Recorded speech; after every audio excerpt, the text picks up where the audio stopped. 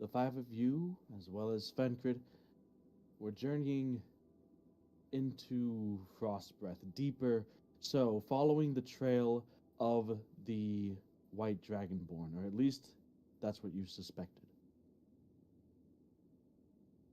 You came across some wolves, talked to them, learned a little bit about the natural plant life. Apparently, these flowers that the animals that call this frigid, near wasteland their home were able to consume to gain some sort of hardiness and resistance to the elements. Elevon, you picked some of those after speaking with the wolves, and the six of you continued on your way. Drand fell into the well-laid trap of a giant centipede-like creature, the Remoraz. You fought, dispatched that, and continued until you began to hear a rhythmic drumming echoing through the wind. Following it, you came across a man, a white dragonborn sitting atop a rock, tapping away at a drum. Approaching him, you learned he was a member of the clan that you were looking for.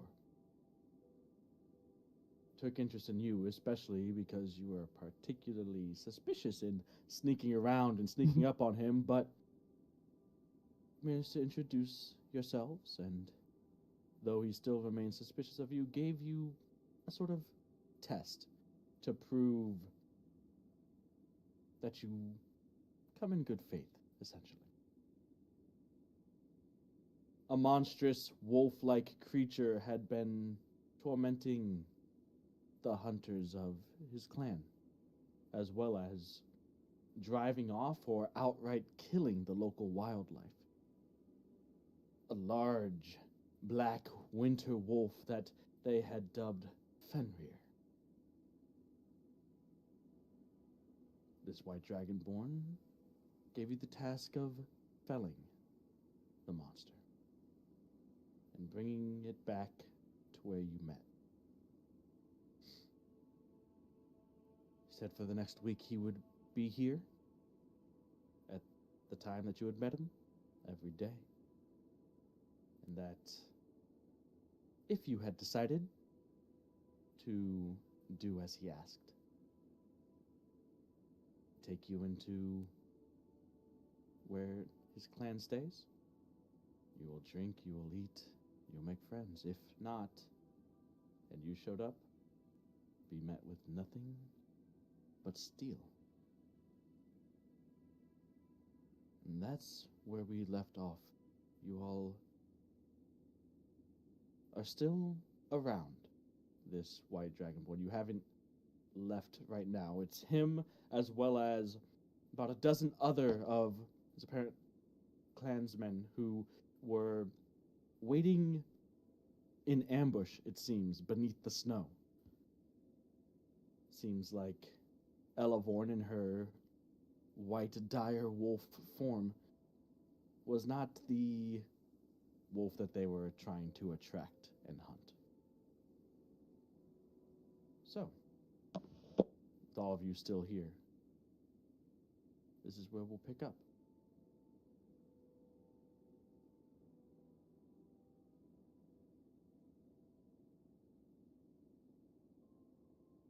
Is Olivorn still a wolf? She is, I believe. I'm gonna go up to Olivorn and wait. I want to pet her, but like not really, but like I do. Fake pepper, okay. No, I'm gonna pet her. I'm gonna Hover pet hand, okay, okay. her. Oh, I'm sorry. I think I messed that up. I wasn't thinking properly regarding my spells, but I'm glad you're not hurt. I was just gonna like and like nuzzle her hand and stuff. It's basically just positive reactions from Olivorn, so it's like fine. Like tail wagging, excited because you're supposed to be my owner, whatever. So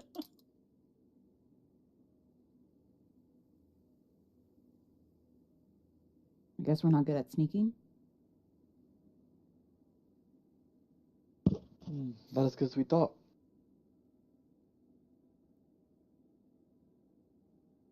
So you guys just hanging out, or you guys beginning to head off in search of this thing? Because you guys are still around the White Dragonborn at this point.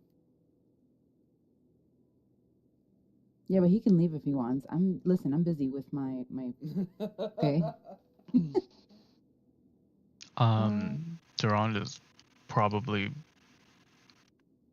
leaving. Okay.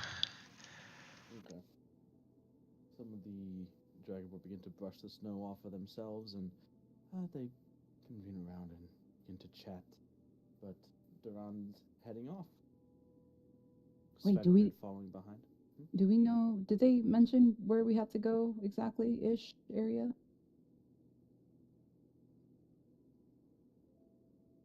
No.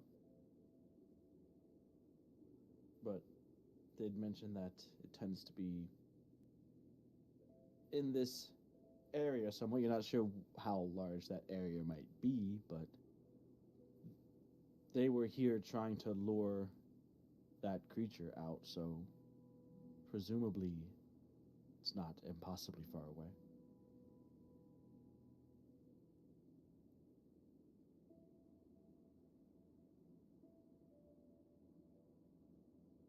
So, should we all devise a plan to try to find this creature? This wolf?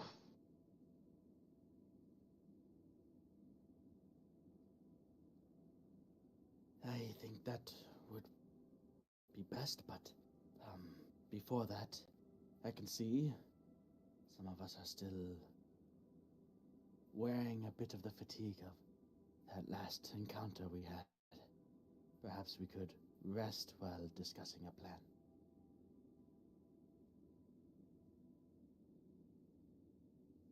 Can I go over to Svengrid and just kind of like jump on him like a playful dog? You know, like as if this, like, Gotta scritch his top of your head as he kind of catch you, stumbles back, not quite being ready for the sudden leap. Looks like Elavon agrees. Alright. Doesn't seem like a bad plan. For starters, yeah. Maybe we should rest. Pull your warm clothing up around your collar as this far into Frostbreath, you're really starting to feel the effects of the weather. The wind has picked up in this area, and you're feeling the chill. You find an area that blocks some of the wind, a sort of a sheer, not really a cliff, but like a small hill that has a particularly steep part that you can set up to get out of the main path of the wind, get a nice little fire going, and you guys begin to take a rest. In the distance, on the wind, occasionally you can hear the howling of a wolf far off.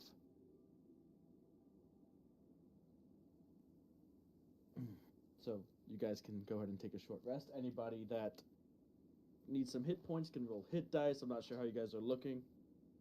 And any short rest things that you guys have will come back. Wild shapes, era, you can use your, and I believe Astalos as well. You can use your arcane recovery, right? Yeah, I will. Yeah. I think, didn't we take a short rest after that big fight? After the fight? Yeah. Yeah, we did a short rest. Yeah, you did a short rest? Did a short Yeah. rest on the way. I just remembered. Because Friend's not at max hit points, so that's weird. After we fought the thing, I said, could we travel at a slower pace to take a short rest? Right. Okay, so no arcane recovery, because I think that's a once a long rest thing that you can do, right? Or can you do that every short rest? No, I think it's once a long rest, but I don't remember You don't if I remember did it. doing it? I know. I think I did it, but I don't Okay. remember. Well, if you didn't do Can it, look. then you can do it now. So everyone's good with Like their you hit points? used the scatter spell and stuff, so if you are missing that spell slot still, probably. I don't know if it's like a certain level spell slot you can get back. I think usually it's like up to your highest level spell or whatever Mm. divides between that. It's something about your Yeah. level. I think your wizard level. Yeah. I think. Let me find that. Let me That'd read be it. good. I think Uh, it's always whatever the highest you can cast, because I can recover up to a 1/7 level spell or anything divided between that. Combined level equal One. to or less than half your wizard level rounded up, and none Yeah. of the slots can be 6th level or higher. Oh yeah, there you go. Yeah. So yeah, at this point, you guys are at the point where it's just 6th level or lower. Okay, done. Thank you. Yep.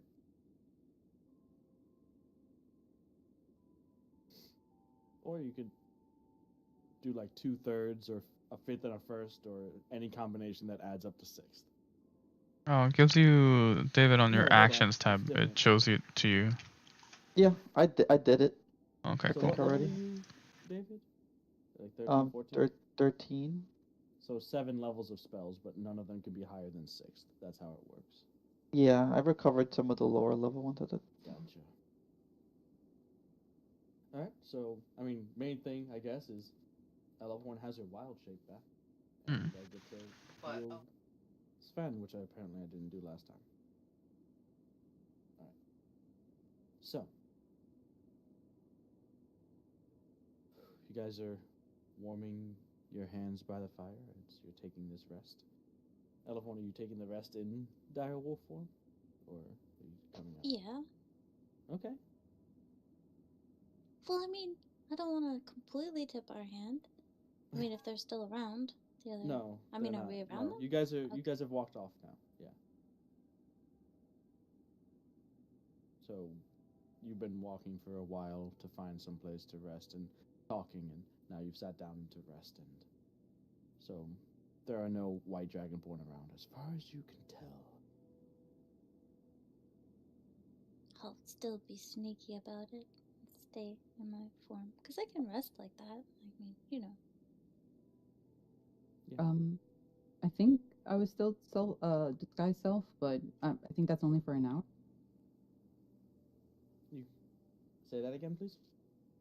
Disguise self is for an hour, so No. probably would have worn. Yeah. Definitely by the time You the rested, rest right? ends, it would have. Okay. So, what did they tell us about this thing? It was attacking both them, but as well as other wolves and the local wildlife too. And it didn't seem like it was hunting as wolves normally do. Is there something there, maybe, to lure it out?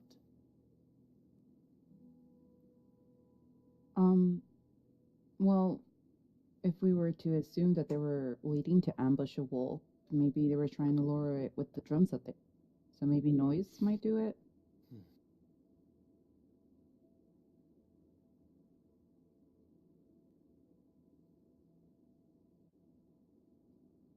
Probably partly. What if it acts like Wilgern? What if it hunts for the pleasure of hunting? So then playing sounds and attracting attention probably would be a good way. So what would they want to take us all on? Mm. We could set up a trap, maybe some kind. Maybe one person to lure it, and assuming it would come. I can't guarantee that, but it doesn't need to see all of us. I thought exactly.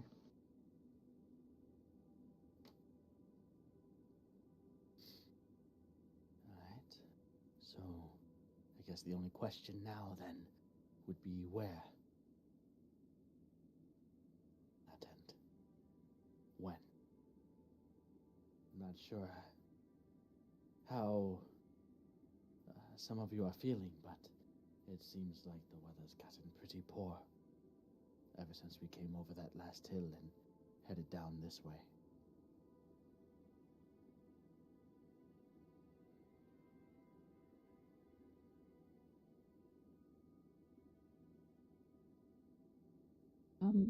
Maybe it prefers this weather. Yeah. Maybe this is the time it hunts, because whoever's stuck in this weather's more vulnerable.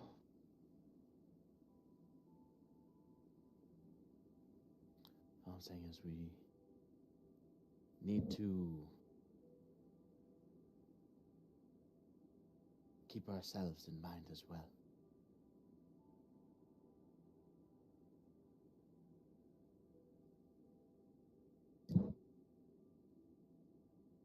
Well, I don't think anyone right now is exhausted, right?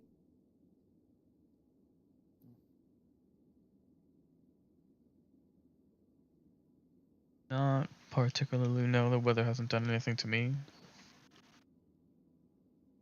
I guess looking at the sky, can I tell what time of day it is?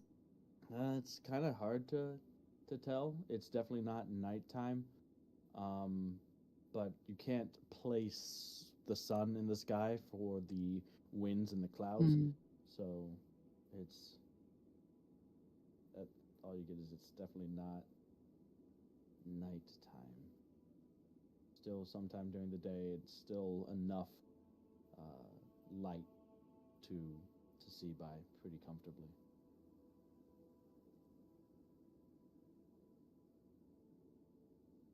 But So, your short rest. Sorry, Elvorn go ahead. is gonna just sort of like quietly start to howl a little, like just oh, like as if, to imply that she could maybe attract them, like being the dire wolf, making a wolf noise, since they hunt wolves.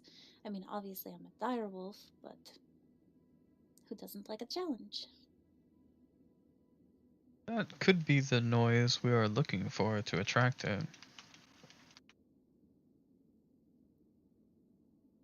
So Yeah. we use Elevorn as bait. Elvorn wags her tail. Happy to be used as bait. No, it's the plan. Like she's just tried.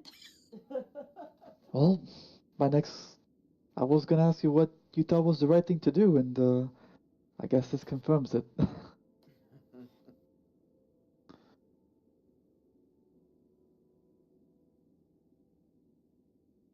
That's tricky. I mean, she already blends so well in with the surrounding. That and with the wind and the snow it kicks up, blocking our visibility. We'd have to stay pretty close to her to even see her, which might give away our position and, depending on the intelligence of these creatures, our plan. Is there something you could do, Elevorn, like a signal, so we could stay far enough back?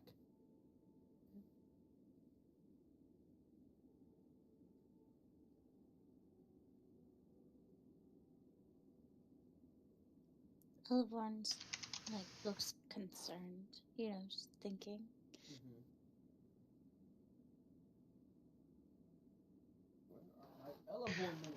What about that thing that we did before, where we could assume the look of an animal with you?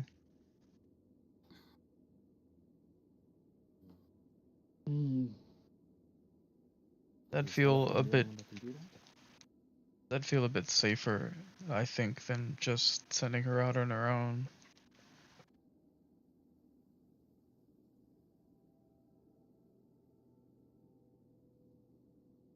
Run that by me one more time. I don't know. Well, I would. Something like that, like seeming or something like that. Was it? No, isn't it something that she did where we all look like polar bears? Yeah, that was Yeah. seeming.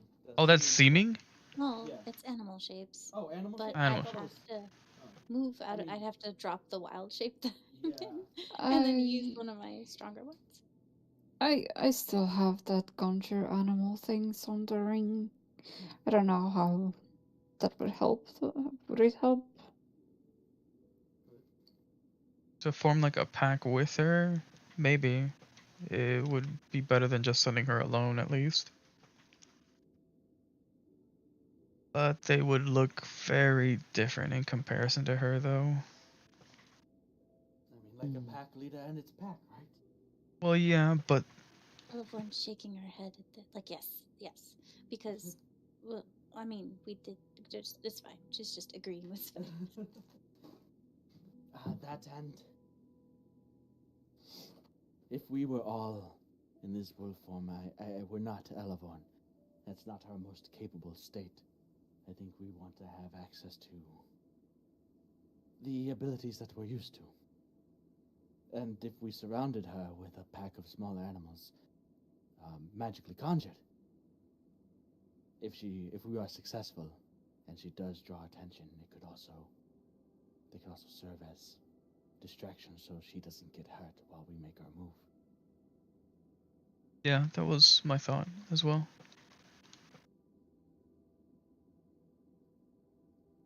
I could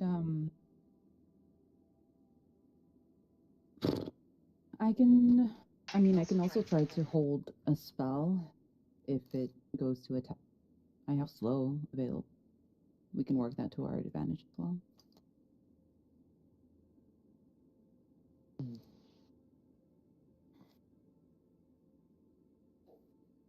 Elevorn is doing like happy dog in the snow, like face like throwing the snow up with her mouth and tail wagging like this sounds good. This sounds good. Well, she seems for it. How long can we have those animals for, Neredian?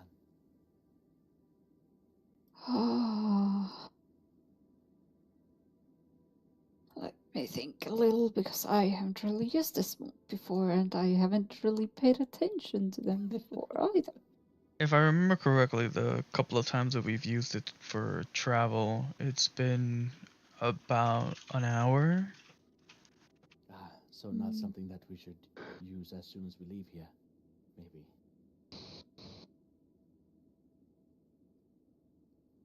Elevorn Yeah. yips in confirmation. So,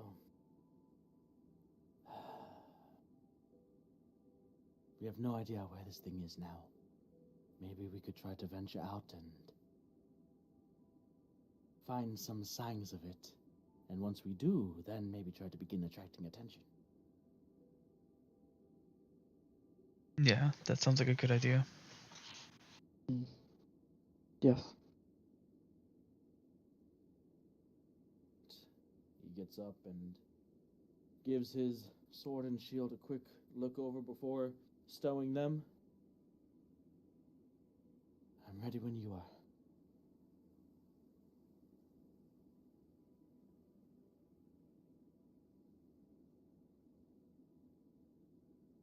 Yeah, Toronto's signed up. Yeah, I'm good to go. So,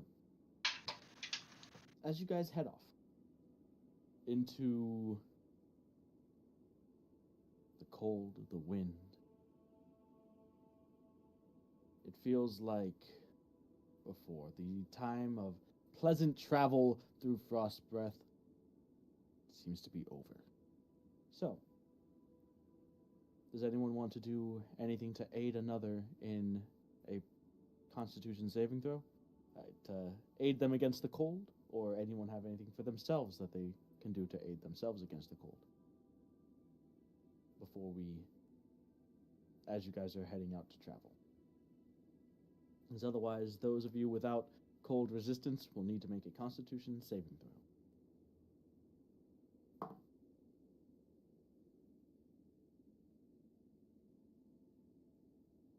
I should really save this. It's still with advantage, right? Yes, 'Cause with of the advantage warm because clothes? of your warm clothing, yes. Okay. Okay. 22. That'll be Neredian, Astalos, Era, and Elevorn as well. Unless you wanted to do... You could activate your armor if you wanted, Elevorn, but you'd be a flame-wreathed dire wolf, but that's up to you. 22 also. Nice. 16. 11. All right. You're all fine for this first hour. Thank God. Oh my God. So, the first step, it seems, is trying to find some signs of Fenrir or these winter wolves. You have heard the howling in the distance, but nothing that tells you that it's any different than the normal wolves that you've came across. So, what are you guys doing?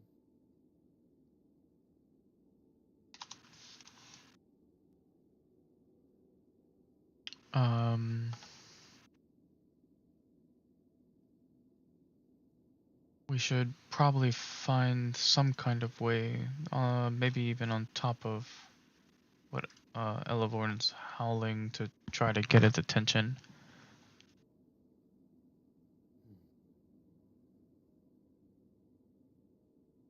Are we ready to try to attract it now? Well, I would like to see if we can find maybe let's see if we can find any tracks or anything anywhere. Can I do like a You want to do a survival check? yes. Go for it. I would like to know it's around before it well. What happened? That's a 5. No. Oh no. It's real hard to see.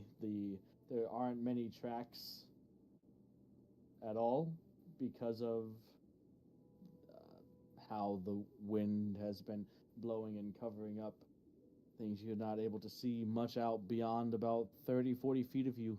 Anyway, it's rough. Does anyone else want to make a check? Normally, I'd let 2 of you do so, or 1 with advantage. So. Can I see if I can smell or hear anything? Yeah, Like- go for it. You can make yours with advantage, I believe, due to your keen senses as a direwolf. Yeah.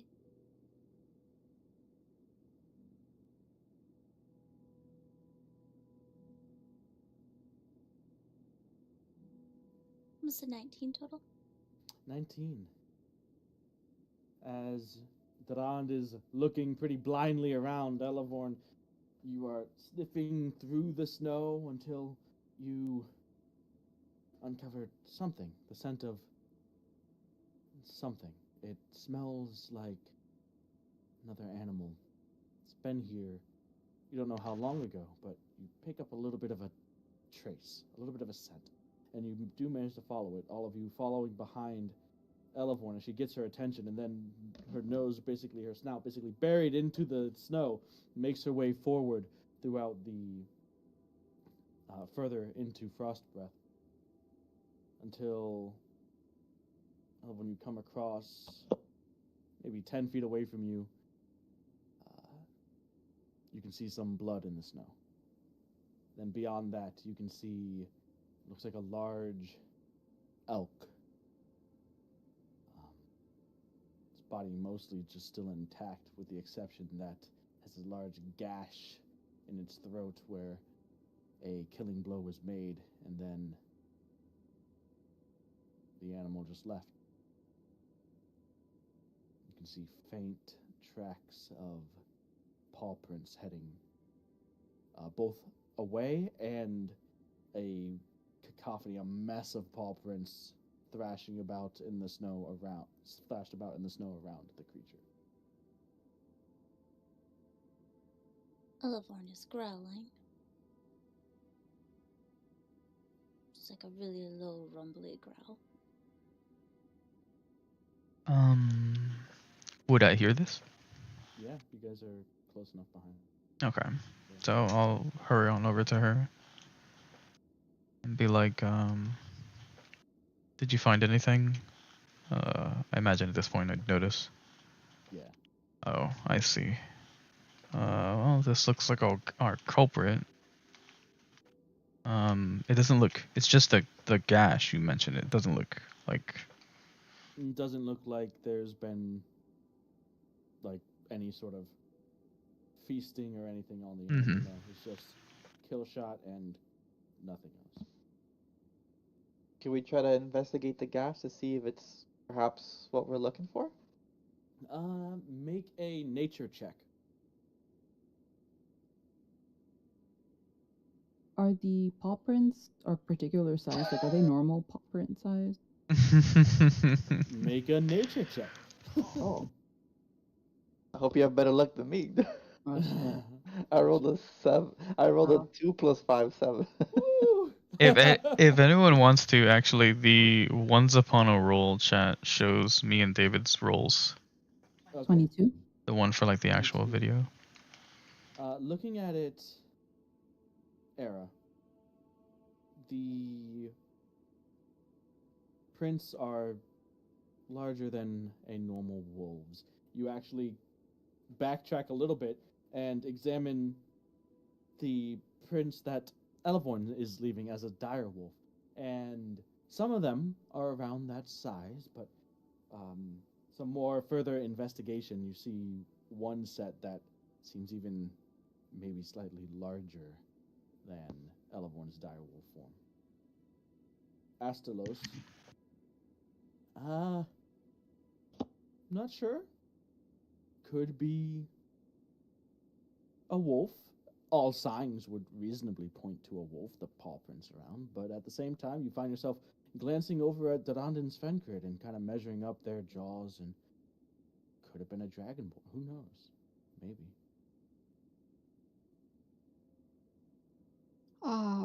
Can I like try to check the animal for like try to estimate how long it has been dead? Like how Yeah, rigor go- mortis is on it Sure. on. Go ahead and make a medicine check. Yay.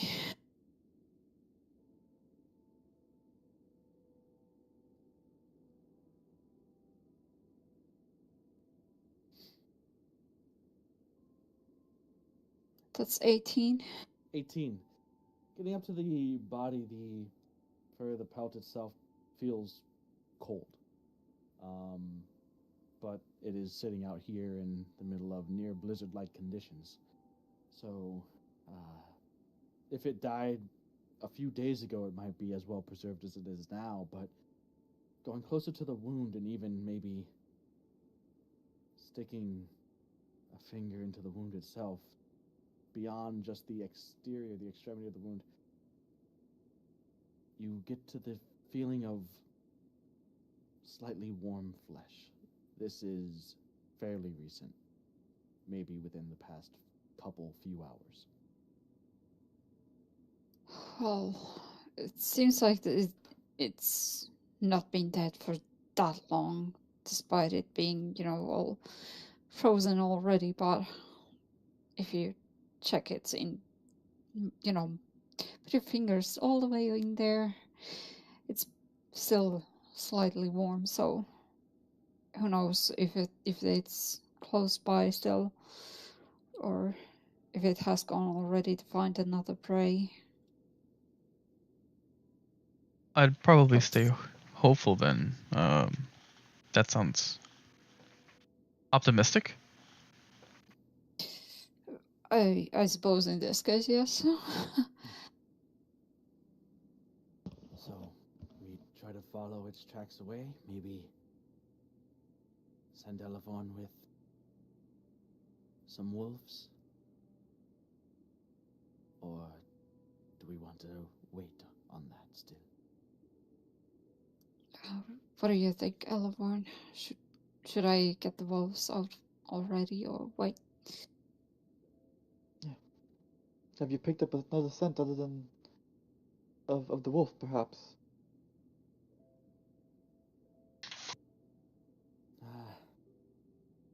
Going towards the paw prints and everything? Well, one, the tracks are still visible. You can follow them just by seeing them. They haven't been erased yet.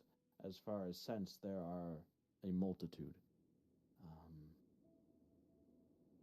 Hard to discern if there's any particular one that you should be following, but it definitely smells as if there were multiple creatures involved in this takedown of the elk.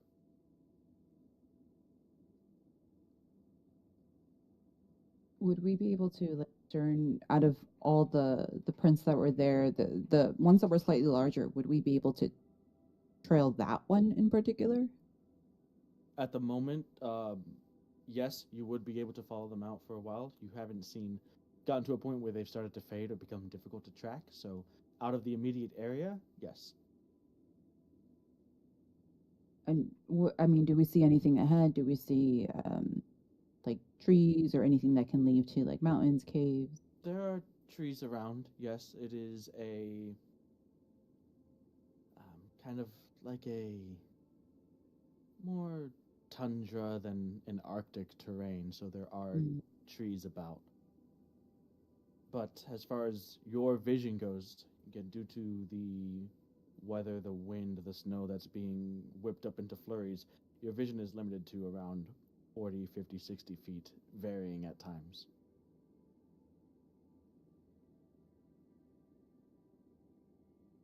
How long has it been since we fought the centipede thing? Oh, you rested at least twice. So it was at least an hour after that before you got to the White Dragonborn. You took an hour after the White Dragonborn, the interaction with the White Dragonborn tracking this thing down. I'd say about somewhere between 3 and 4 hours. Okay.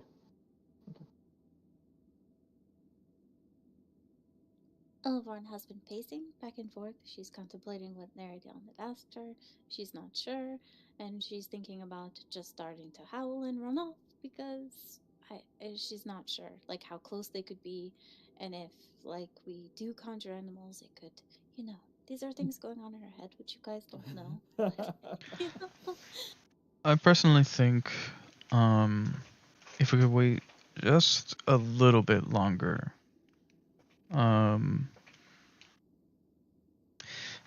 make some noise, try to get some attention, and then we send Elevorn a little bit ahead with the animals.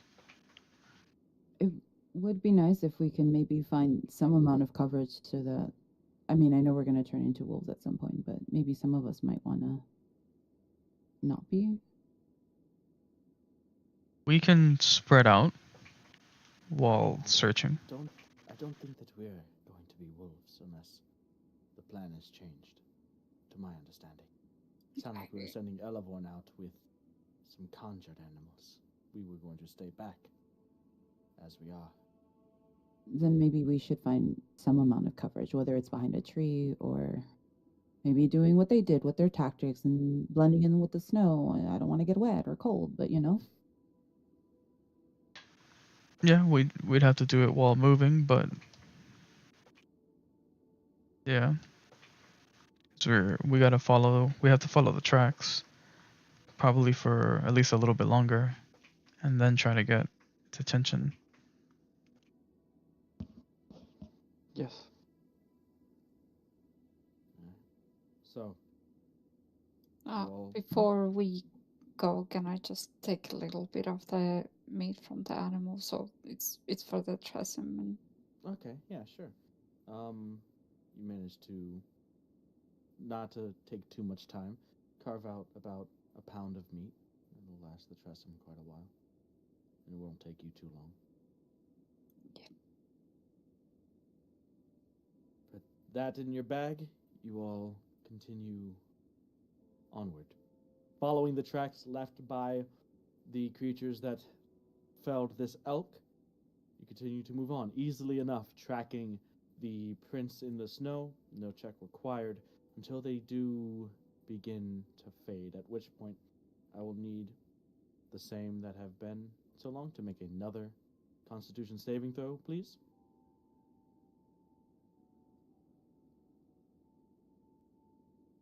With advantage. Thank God. Yeah. But you roll like a 1 and then like a 16. I rolled a 10 and then a 16. So 18 total. Okay. Hey. Still fails.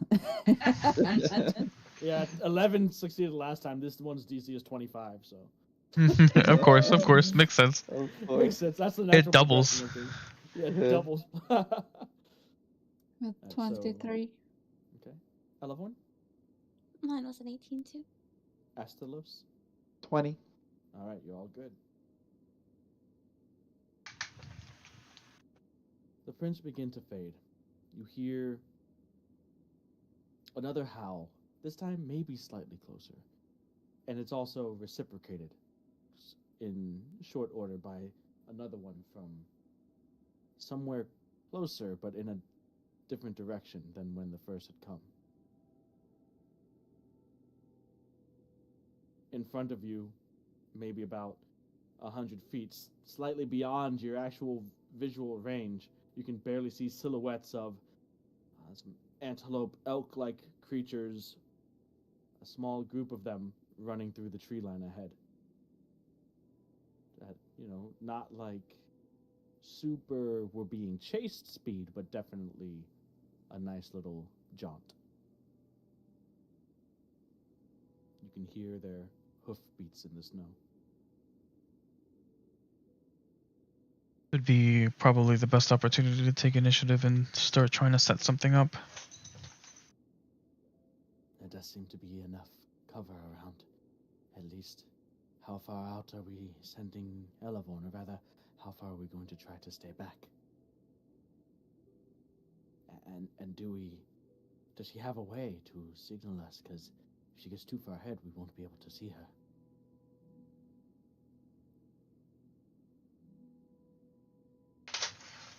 Elevorn barks a little bit, like a, like just you can hear that it's different. Like she's not just gonna howl. Like she'll, you know.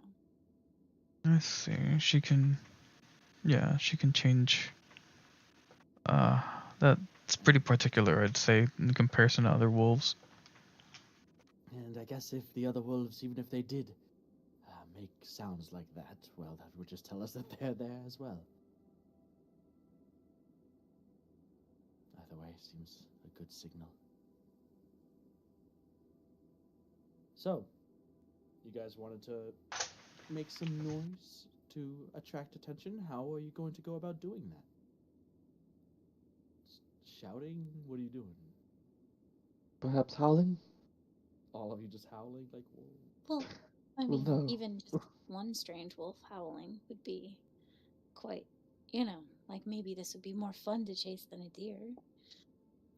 I don't know that voice. Do you want to get the conjured wolves in on it too, or just one strange wolf? We could do a call and response, like a normal wolf pack would do. So it's like even more like fun, in quotes. It's another pack intruding on their territory. Gotta get them. Gotta get them. Alright, so with conjured animals, I believe you could either make a bunch of little wolves, or could you make a direwolf? You could make a direwolf, right? Yeah. Like one direwolf or two?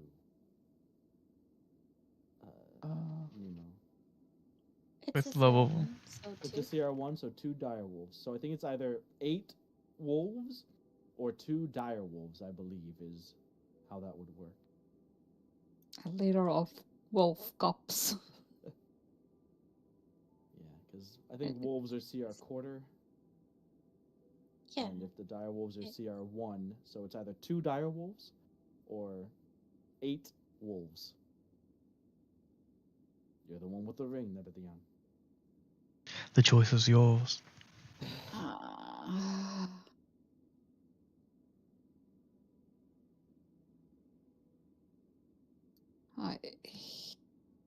Maybe smaller wolves, just so you know, it's kind of like that Elvon is the pack leader and Gotcha. Mm-hmm. That's nice. she's bigger and better. Alright, so 8 wolves conjured via the spell in the ring appear in the space around Elevorn. Though they still do respond to you, Netadion. I mean, I guess you could order them to listen to Elevorn, but that's your call. I'm gonna do that, yeah. She is your leader now. Do what that one says. The wolves look back, understanding your command, and then to Elevorn as they begin to walk round, circle, sniff at the ground and each other. So I guess I'll start yipping and yapping at them in wolf Mhm. and just be like, we're going to get bigger wolves. We're trying to lure them out. So I'm going to howl and you're going to respond. Not too soon. Let me get a little ahead. Right. We'll follow your lead. And we're going. All right. Elevorn and her wolf pack head off. Getting And Sure. I believe I Sure, outpace no. them slightly. Yes, if you're trying to, yes, you can, absolutely. Yeah, I want to slightly so that it's like I'm the, point person. I don't know Gotcha. really how they Okay. hunt, but I'm Sure. trying. Whatever. This is how you and your pack hunt. Whatever. I mean, they're not even wolves, right? They're conjured face spirits. I don't think they understand either, really. All these people cosplaying as wolves. Yeah. Woo. Woo. Woo. Oh my god. Woo, bark, bark. Bork, bork, bork. Bork, bork, bork, woo. What is this gibberish? Fenrir's gonna be like, I've never heard any sounds like that before. A new challenge. Oh, a new challenge. What do you want, Fenrir? Oh. I know. His time to shine's about to. You said Fred, you said I his name. know, okay. Bro, not you, man. He's much Not you. scarier. You're Oh. dumb. You be dummy. Oh, don't be mean to Fenrir. It's okay. He likes it. Alright. Look at him. Make the other Fenrir more stronger. Okay. So, So Bless you you. take off ahead. Quickly, the others are left behind, and Elevorn and her wolf pack are out of your visual range. Not long after that, you can no longer hear the footfalls of their wolf paws in the snow, and you have no idea where Elevorn or these wolves are. Yeesh. Netadion, Okay. you would have an idea that sorry, 1 second. Netadion, you would have an idea that they're still there because you're still concentrating on the spell, but you don't actually see them right now. Yay. Go ahead, Elevorn. Sorry. I was gonna say when I just get out of I'd be like looking behind me, and once I can't see them, that's when I start to howl. So it's So when you just cannot out of see the other wolves that are following you, or when you cannot see no. The party. When I can't see my people. My people. Around or near Which Dion. one? Okay, there we go. Those people. Those- Who are my people? That The group. actual Gotcha. people. Gotcha. All right.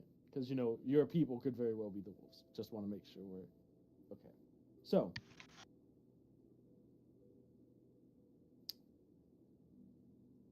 You start howling. The rest of you hear this howling. Close by. Maybe 100 feet away. Definitely any closer howling than you had heard before. Immediately after, or a couple seconds maybe, once the howl trails off and dies down, you can hear the chorus of smaller howls responding. Elevorn howls, the wolves howl, back and forth, crying to the heavens.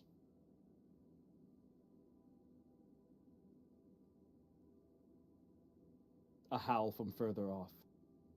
A second one from a different direction, a third. You can hear the other wolves calling to each other. A minute or so passes. You hear this again. These different howls, but closer now.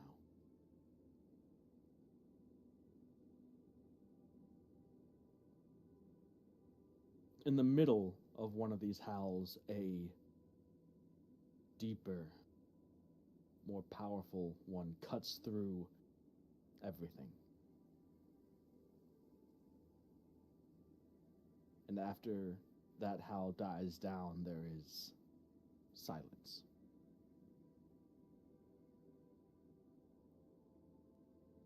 Elevorn, make a perception check, please. I believe, yeah, make a perception check with disadvantage, please, because this is sight. And, yeah, sight-based.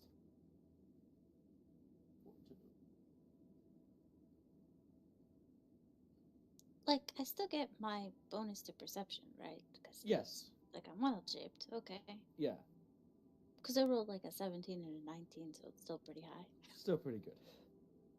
I have a question very quickly. If I were to use the bracelet to communicate with Elevorn, be She able could hear, she could not respond. when I have an opportunity, can Yeah, what do you say? oh, if you feel that you're in danger or it's approaching to you, we could ambush it over here since we're trying to stay hidden. And we can try to ambush. And that's it. That's all. Okay. So what's the total for you, Elevorn?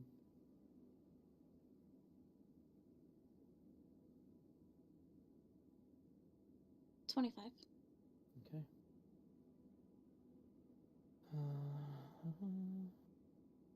Through ahead of you. So this is not in the direction that you had come from, not in the direction that your people are hanging back at. This is further along.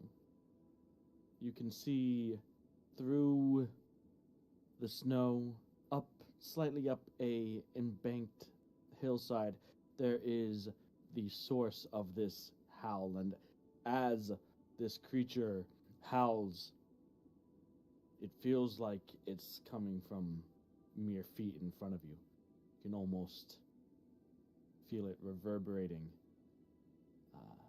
despite it being maybe 80, 100 feet away.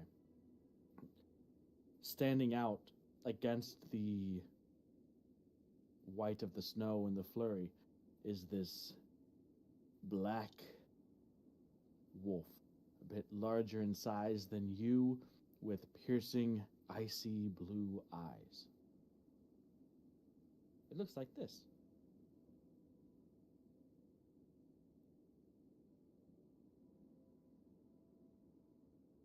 Wind and snow swirling around as it has been, but it looks as if there's even like a small localized flurry around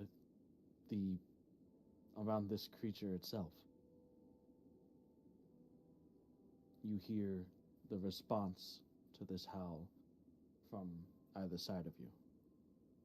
Hard to gauge exactly how far, though further away it seems than this one.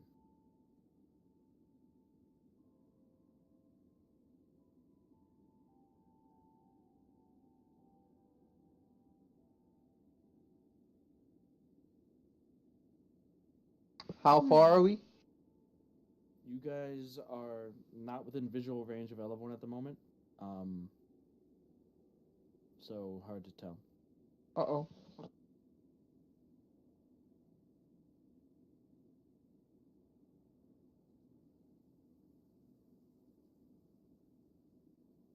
So I'm going to growl a little and just Okay. kind of like yip at the wolves. This is the one we're looking for. Like, you know. Should we go after it?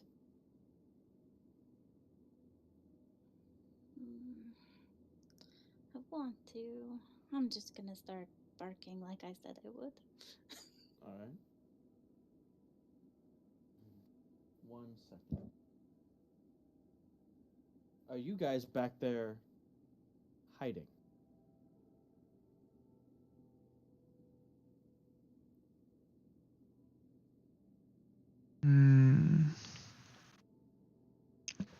Trying to think I know about you said that you in wanted the to. moment. I know you said you wanted to get cover, but I don't know if that meant hiding until Elevorn gives the signal or whatnot. So my proposition was we spread out and hide, but I don't know if I'd actually hide. You know, Era mentioned it as well, like laying an ambush. Yeah, sure. Well- Everyone go ahead and make a stealth check. Okay. There goes nothing. Fuck. Oh my 13. god, dude. What is wrong with your rolls today? Oh man, come on. You too? Well, I mean, mine is with He's at disadvantage. disadvantage, Fuck yeah. you. Oh, Cloth wearing ass wizard mother. God, that's a natural one. I'm getting them out of the way. It's fine. Nice. Wayne. Hey, I didn't get a nat 1, punk. Actually, my other roll was a 20. Jesus Christ. Alright, so we have a 5 with a natural 1, a 5, a 27, did you say, Neri? Mhm. Alright, and Era, what was yours? Sorry. Stealth. Yes, stealth. 8, 13. 13. Alright.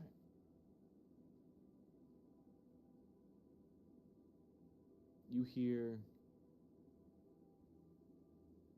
like the sound of the wolves that responded to this large one in front of you, Elevorn. You hear those howls again to either side of you, maybe even a little bit behind you. The large black winter wolf in front gives a short howl in response.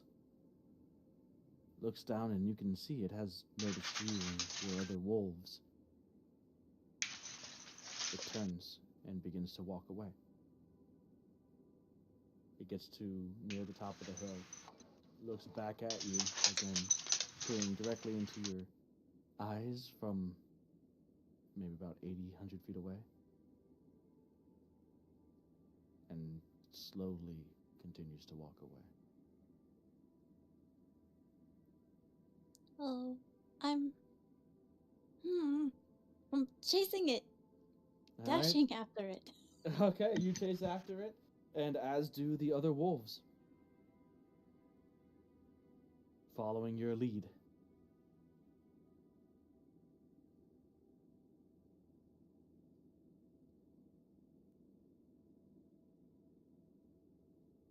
So, give me one second. I know what's up.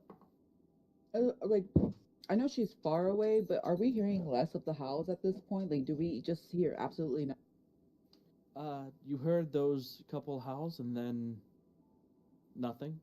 I would say go ahead and make a perception check. At this point, she is still pretty far away. But you... Oh no! I rolled what a is with natural the one. rolls? Ah, no! You hear nothing. You're actually deaf. You've had snow in your ears this whole time.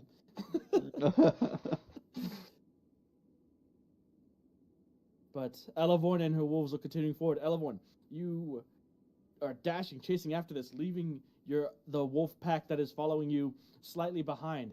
As this large black winter wolf gets to the top of the hill that you are coming up on the base on, it turns around and howls. Then from your flanks, the tree line on either side, these white wolves, the ones that you had seen, the ones that you had tried to emulate with this wild shape, begin to rush in and flank you and your wolf pack from the side. And now we're going to go ahead and roll initiative. So, everyone roll initiative, please. And hold that for a second, because I have to use the restroom. So, slightly break time. Yeah, sorry. You guys' plan was good, but then Dune and David had to blow it with their stealth check and give your position away.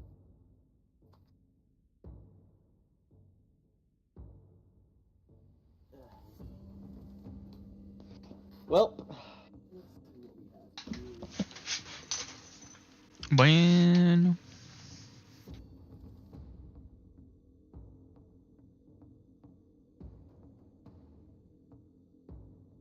yo, what is happening, bro? What is happening? Would you roll another one?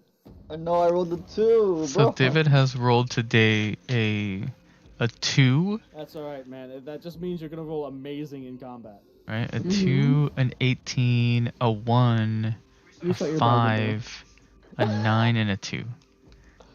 Yo, actually, I am gonna restart my browser. This is bro. Go bullshit. into incognito mode.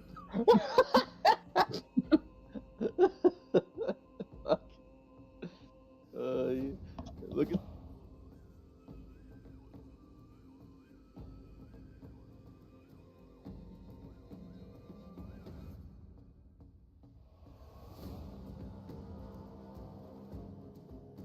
Hey, you want me to load up tabletop, David, and we roll in there, bro? No, bro, tabletop always be fucking me the most, bro. True. Oh my god.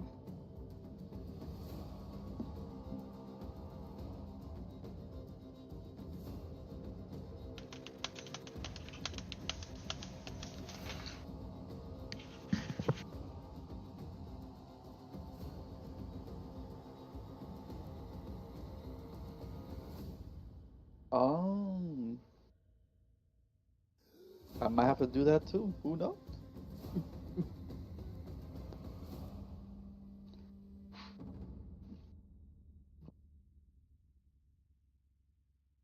We got the passenger princess treatment today. We don't have to move our characters.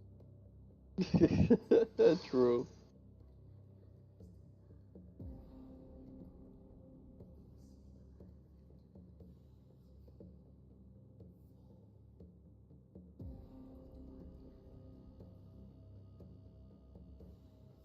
That's it, bro. It's time for the move. It's time. You're gonna action surge. No. I'm gonna Magic surge. surge.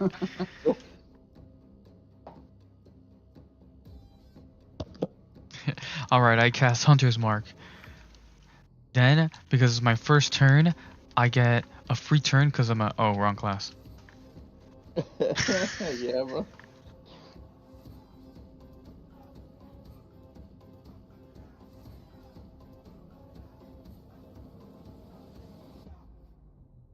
I'm just a nerfed evocation wizard that can use a sword for flavor. What? Isn't every wizard a nerfed evocation wizard? pretty much, yeah. Evocation is the superior subclass. None others exist. It's very true. Yes.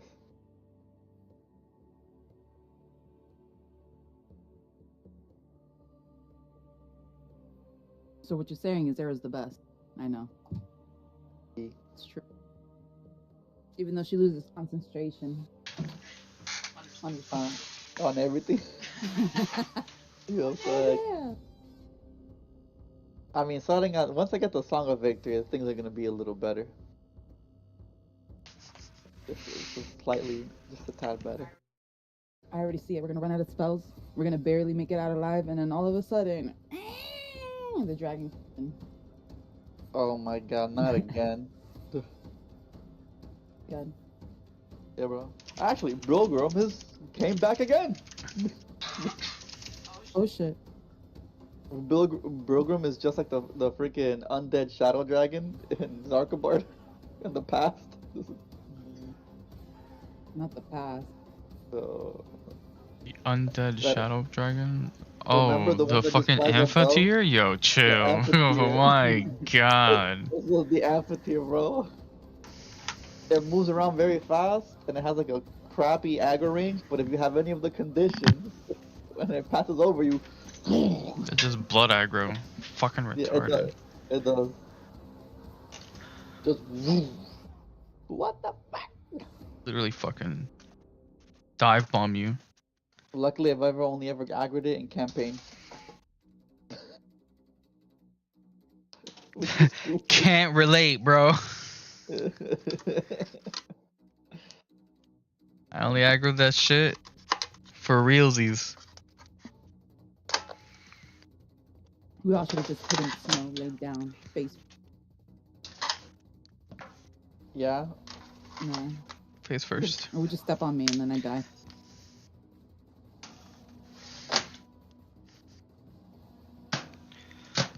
We just in the snow doing the SpongeBob twerk. Yo, how come 2 people revealing their location fucks everyone else? Explain that one to me. They can't even see us. It's because, bro, you know that red corner vision from Baldur's Gate, bro? We made noise and they're Yeah. like, what? And Yeah. then, you know, it's everybody.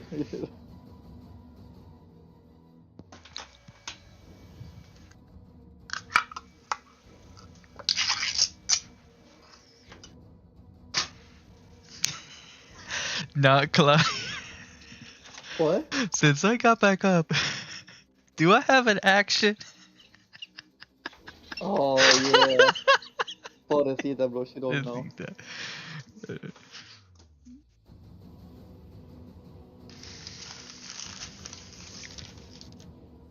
That's the bono.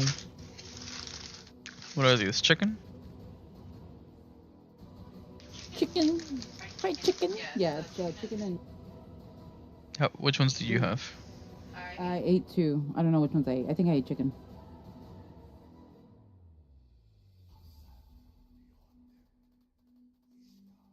By the time I get up to the wolf, the battle's gonna be over. Yeah. Alavorn will have soloed it Yeah. with the conjured animals. Yeah, man.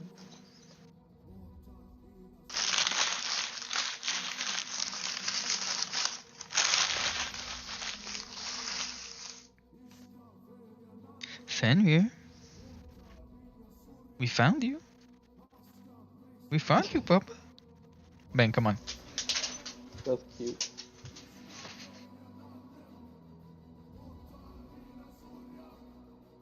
Did you take him earlier, baby?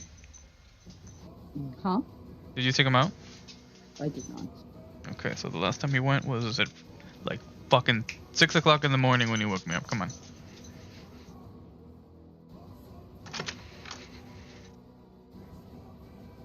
Bang, Papa? What the fuck?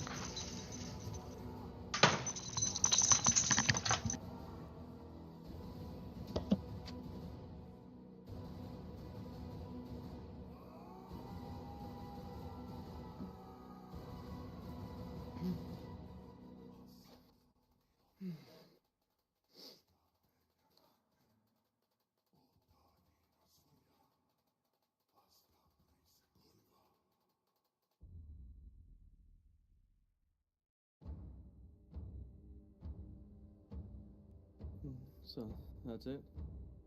Era's bonus action twerking every turn? No. You sure? I mean, if anyone save it should, for if there's anyone responding. that should not be taunting, I think it's Ah! the wizard. Well, I don't know about that. I'm still wait. Okay, so I have a question because Dune made. Never mind. I take back my question. I don't want to ask. It's okay. You can ask a question. So That's I know fucking they ruined us in hiding, but am I still hidden from the wolf? Well, I'm hidden from You aren't sure because you haven't seen the wolves at all. or heard anything apparently. Or heard anything, yeah. Like, no. You're still there, as far as you're concerned. Okay. You're hiding very well from something that you cannot see. You have the blind deafen condition. Yeah, basically. If I can't see them, they can't see me. And everything's okay. Initiative check. That's a 6 for Mr. Ravengard. Oh, fuck me. 11 for Mr. Delon. Woo!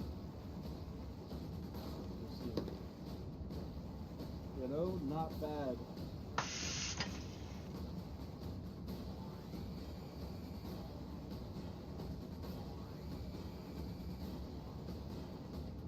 Okay. Spent goods initiative.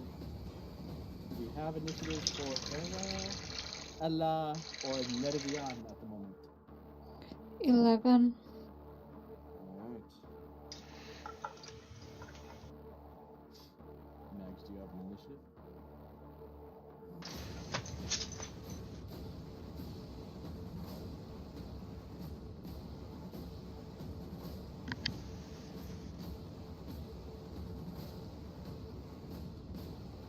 I rolled a 13? Yeah. Now we just need I'm yellow one. 16. Alright. Dune, are you back? Yeah.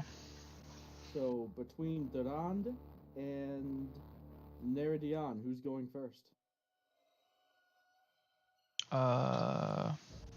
Me. Durantes. Okay. Sounds good to me.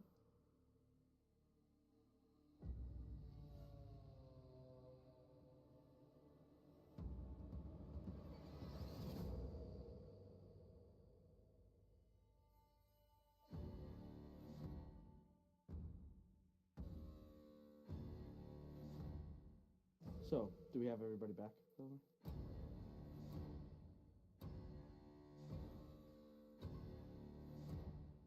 If you're not back, say hi. Alright, seems like we have everyone back.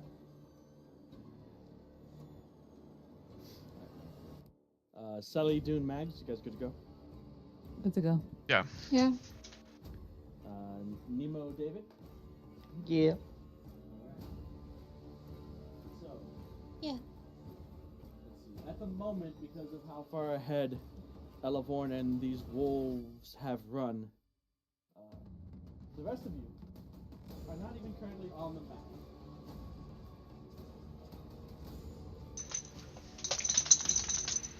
So it's just Elavorn, the wolves, and the pack of winter wolves, and Fenrir.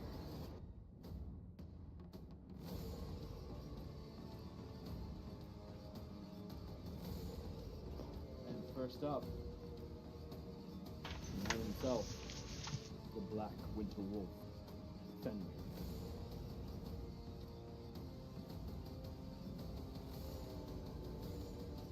Around you and the wolves, Elavorn, darkness.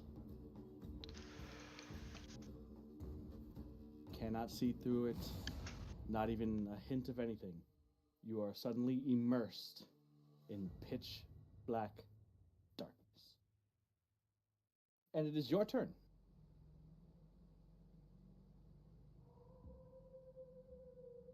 You are still a wolf. You do not have your wolf at the moment. Is it?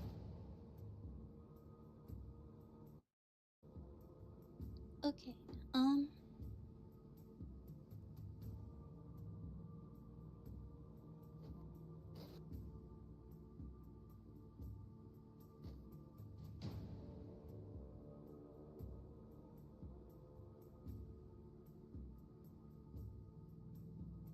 Yeah, this is very not good. I mean, I can use my... No, I'm not going to do that.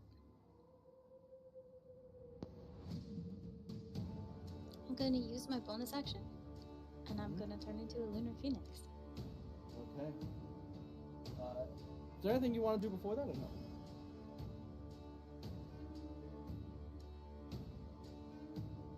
Just wondering if there's anything you want to do while you're still over.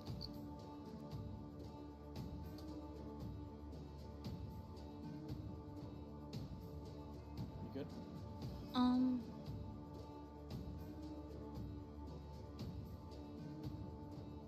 I guess I'm just gonna kind of yip at the other wolves and tell them to go back towards the way we came. Alright. Acknowledge your order as you become the lunar phoenix. I'm going to use some of my movement to fly up Okay. at least 30 feet to see if the darkness ends. So straight up, you get back into the darkness at the other wolves. They do respond to you, so you know that they can hear you. You begin to fly up, and about 15 feet up. So once you get to 15 feet, you come out of this sphere of darkness. You can see below it's this just pitch black dome, basically, about 30 feet in diameter on any side. come up, and you can see the white winter wolves as well as Fenrir ahead of you on the hilltop.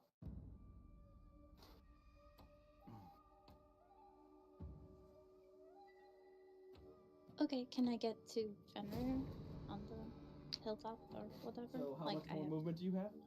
well, I had 90 feet total, and if I use 15 to clear the darkness, then I still have. Yes. You're right up to Fenrir.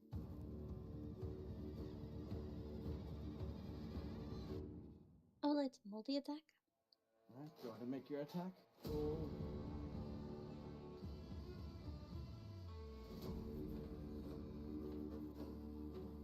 As you get close to Fenrir, you can feel you can see that around this black winter wolf, the ground seems to freeze over in about a 10-foot radius around it.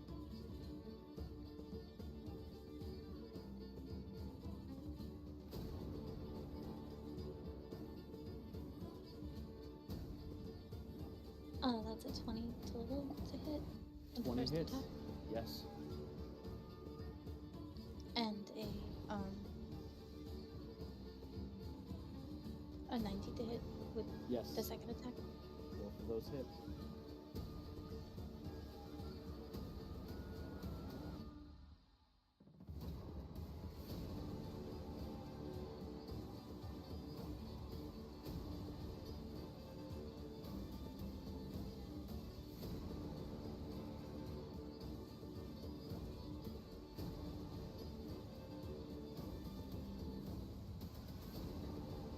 So it's 14 from the talons. What kind of damage?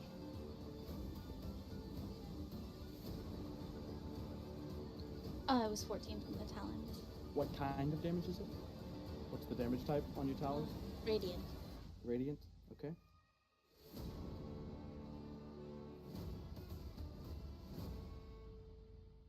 And 11 from the beak. Is that radiant as well? No, that's piercing. Okay. The talon attacks don't seem to have as much of an impact as you would expect. Seems like this winter wolf is resistant to radiant damage. The beak attack seemed to take full effect. You still have 5 feet of movement. Wait, no. 35 feet of movement, sorry. So I'm going to fly up and just kind of screech a little at it, like fly back away. Okay, so up and away a bit? Yes, please. Not, maybe the 30 feet. Okay, maybe not the 30. How far away do you want to be then? Just like 30 feet is good, Okay. I guess. Alright.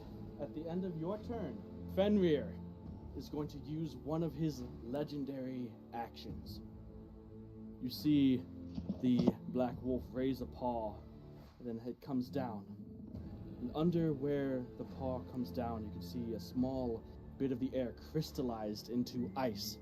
The second paw comes up, and eventually the back paws, as with each step, this small platform about the size of his paw crystallizes into ice as Fenrir takes to the sky after you.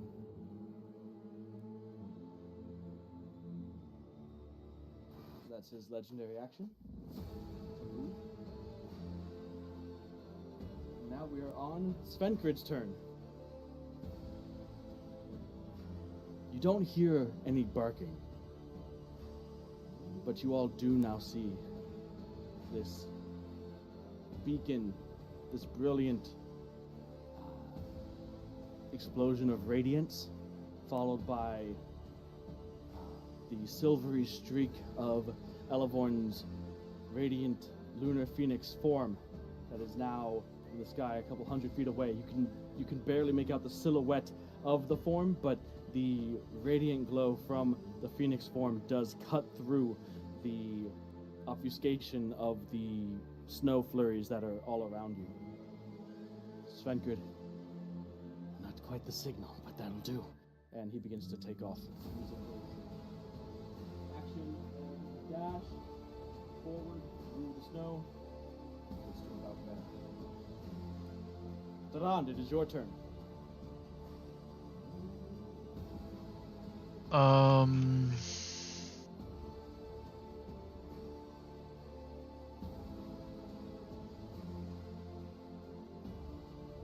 go, Gildy. Magic Gildy. Still around? Yeah. He doesn't have hit dice, so he has, or I don't think he has hit dice, so I was never able to heal him on short rest. But he's around.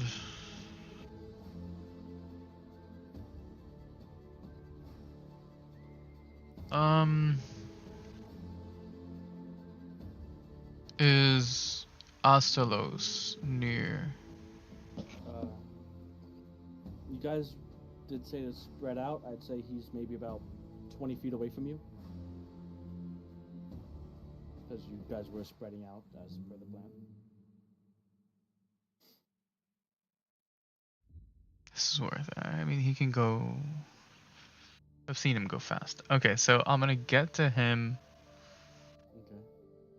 and use Invigorating Breath on us. Alright, so both Durand and Astalos, you now have the effects of haste. How long does he have it for? Half the duration, so it is half your character level rounded down. Number of rounds equal to half your character level. I'm freaking, what level am I? So that's 16. 16, so that's 8 for you and then 4 for him. Yeah. Alright, so you have haste for 4 rounds, Astalos. And I will immediately use that hasted action to go straight forward. Alright, so that was your action, so you have Bonus hasted action. action dash and bonus action dash as well? Or? No, I don't have bonus action dash, my bad. I have a bonus action. I mean, I guess I can use a bonus action to do something. Expeditious retreat. No more. No moss? Yeah, no, you took that out forever ago. Because you didn't want it. Yeah, no, it's fine. Oh, It felt a little weird having, the haste breath and the expeditious retreat. I don't know. It's not Astalos. Yeah, I'm not Astalos. That's his thing. I'm a shield of faith myself. Alright. So, with your hasted action, you have a little bit more movement due to your boots. You can get up to around the map. Get a little bit behind Sven because you had to take a detour to go over to Astalos. Okay. And that is everything I can do. Yep. Alright, so now we have Neridian.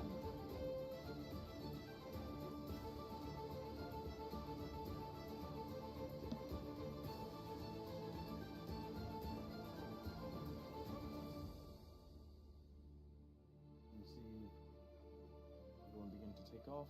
You as well saw the Lunar Phoenix.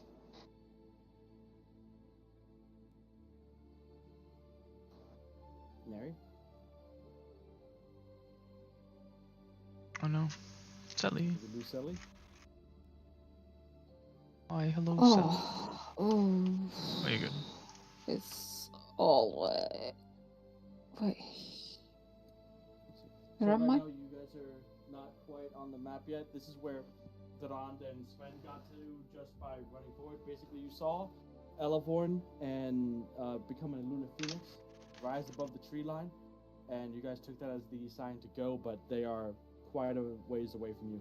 Both Sven and Durand basically use their turns to move and dash forward. Yeah, I guess get me up to them too. Alright, so you would be able to get up there, but you are a rogue, so you still have an additional action. You still have your action at this point by the time you get And that one wolf, how far is it from me now then? It's quite far, isn't it? about 45 feet. Only 45 feet? Yep. Okay. Let's see if I can do anything. No. So use your action to dash if you want to get closer. Yeah, but I was thinking if I could do some harm, maybe to it, not just thrust in all the way. But I can just toll the dead on it. Alright, so that is a wisdom save for this winter wolf there. Yeah. That is a 12. It does not save. Alright, go ahead and roll your d8. So it has not been damaged. Or however many d8s you get. It's still 3. Alright. 3d8.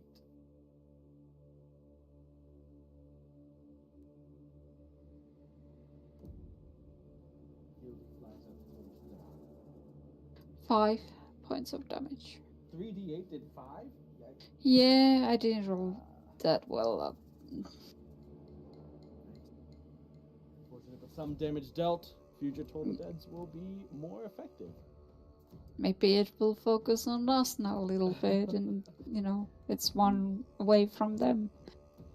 Definitely, that one at least wasn't aware, but the loud ringing, the necrotic bell tolling around its space, it peers through the snow, brush, and trees and sees you, hand outstretched, having just cast the spell. Its focus away from the area around the wolves there, which again are immersed in a dark sphere of. Well, you can't even see the wolves right now. A darkness spell has been cast. It is now the wolves' turn.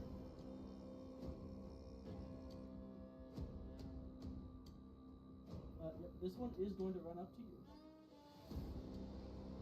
Barking, howling as it does, and I need Neredion, Durand, and Svenkrid to all make dexterity saving throws as this pure snow white, seeming like frost, ice crystals stuck attached to its fur, or maybe protruding from the skin itself. The brilliant blue eyes, it snarls, frost emitting from its mouth, and then exhaling and covering the three of you in a cold breath. 21. 13.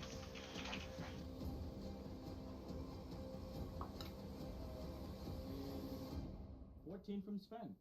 So everybody succeeds. So that means you take half damage. I will use my reaction to take none. Understood. So, Neredion with evasion, you take none. Svenkrid takes half damage for succeeding, and then half again for being resistant. So, Racial diff. total was 8. He would have taken 4, but he succeeded. So Svenkrid takes 2 points of damage.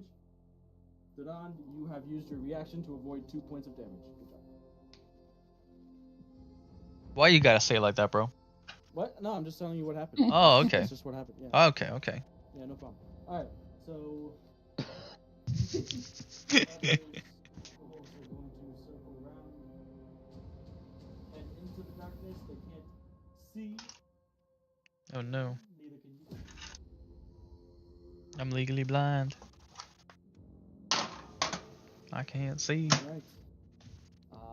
After the Winter Wolves, should have been at the end of Neri's turn, but the wolf pack is going to attempt to perform the task that Elevorn had instructed them with. They rush out until they see Svenkrid, Durand, Neredion.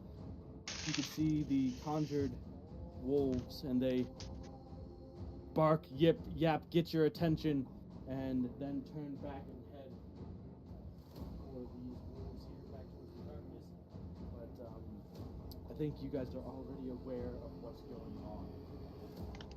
Alright, good. Yep. Thank you, doggies. Era, your turn. I'm sorry, I'm looking at the map. So I can't see, even with dark vision, I can't see like the area where the wolves are. Yeah. Right, but once I like move in. You're getting up there. Okay, yeah. Dash, all that, or no? No dash. No. Okay. So you're still not quite on there. You can see Garan, and then you can barely see Sven and Neri as well, but you can't even see if you can see that or not. All of this is still out of your visual range.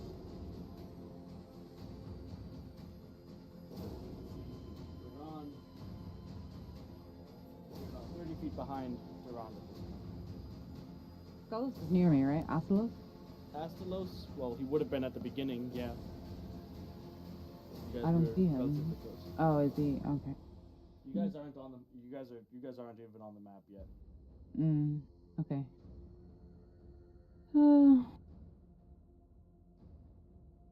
I go fast. Oh, on second thought, the darkness isn't there anymore. Fenrir took the damage. I just rolled his concentration. It's done. Oh, nice. Nice.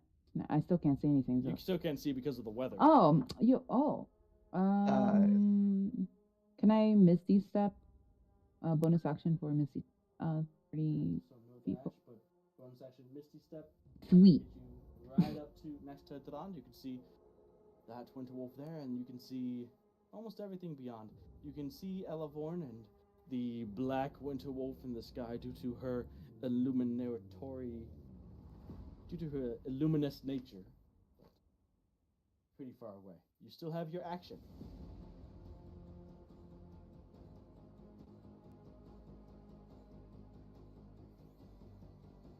Damn, I didn't even think of.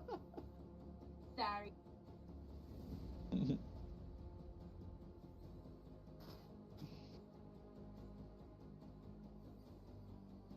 Okay, yeah. I'm a fireball.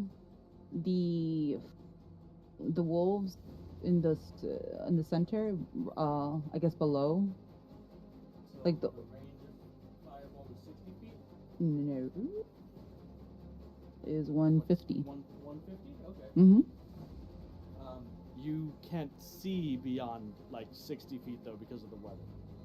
So I mean, you could just guess if you wanted to just point it out there and shoot. You can see Oh, up to about here. You can see. Okay. So you can just see kind of this area here. Can't really see much beyond that.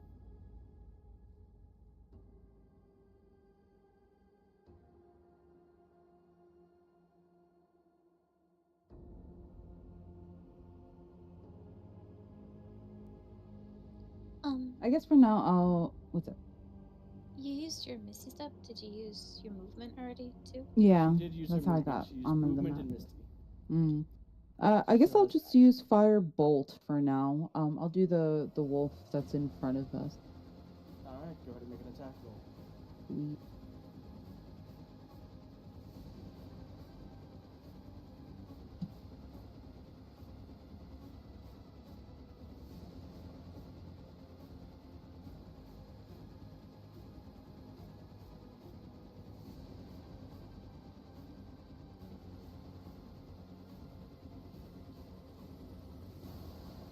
$27 to hit.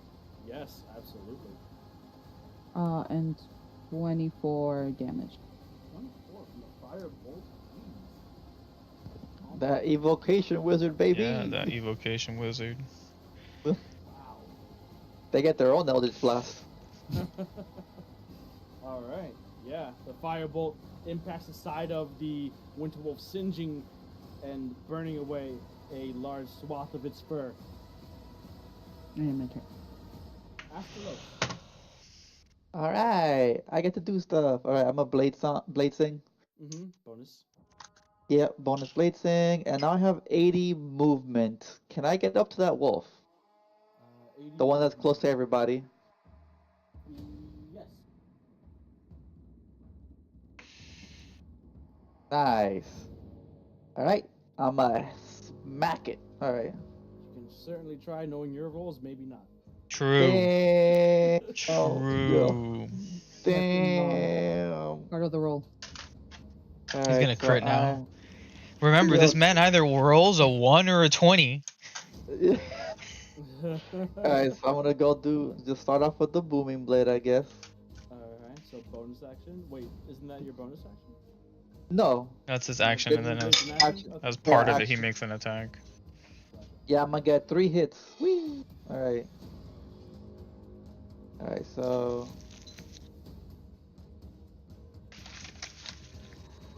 Oh, wait, what did I do it from here? Oh, I'm dumb. Hold on. Hold you up. rolling? You didn't see the number you liked, so I was like, oh wait, I should roll it over here instead. No, I was supposed to roll it from action. I'm still gonna keep the booming blade damage, but it's okay, so where are you at, short sword? There you go. The 17 to hit. Yes. Okay, that is a total of math. All right, 22 damage. 1 second. That thing I sent you, is that right? That's a D8 of force damage. Yep, Okay. So how much damage total? it's a total of 22. Yes. Okay. A mix Uh, of piercing, force, and thunder. Yeah, and then I'm going to hit it with my extra attack for the short sword hit. Mm-hmm. 21 to hit. Yes. That's another 12. 13. It looks like. What? 7 plus 6. Yeah, 13. Yeah, 13. Sorry, yeah, 13. All right. And Still up. then one more with the hasted action. Yep.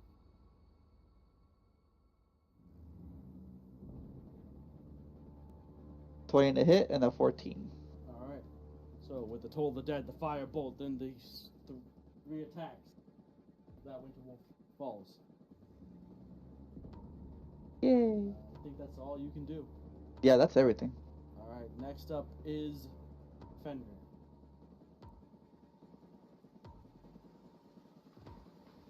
Yo, the zoom on him is menacing, bro.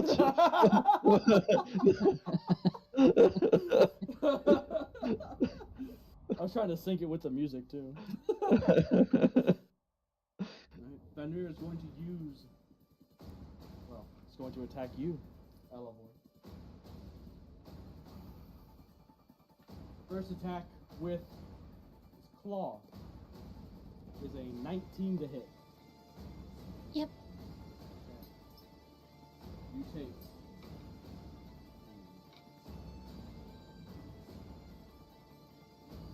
12 points of slashing and 5 points of necrotic, so 17 total. These attacks do count as magical.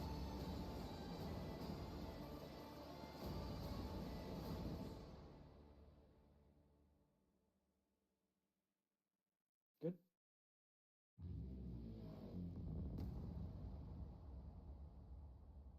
The second claw is a 23 to hit. Yeah. You take, that would be 16 slashing and 10 necrotic, so 26 total.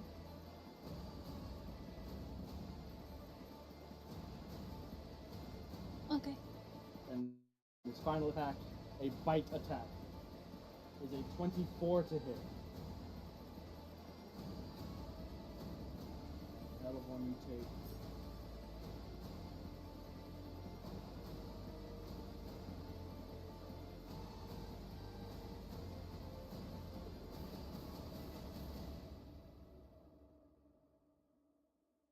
25 points of piercing damage.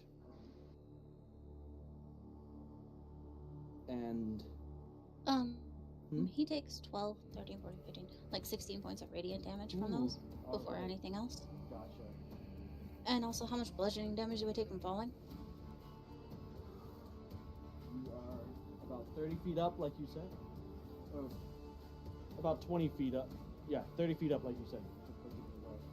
So 16 points. So that's halved down to 8. Ellaborn falls, taking an additional 11 points of bludgeoning damage.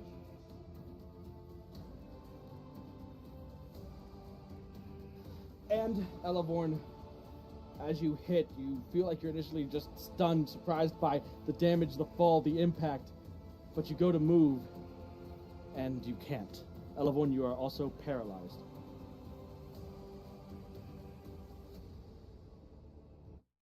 Fenrir Okay. going to move down. You can see the ice under each step as if it's manifesting as like his own staircase to traverse the sky as he wishes. It is now Elevorn, your turn. You're paralyzed at the end of your turn. I need you to make a Constitution saving throw. Unless you have anything else to do.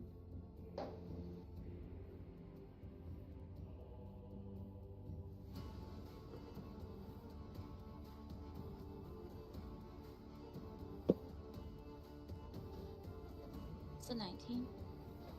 Okay, you are no longer paralyzed.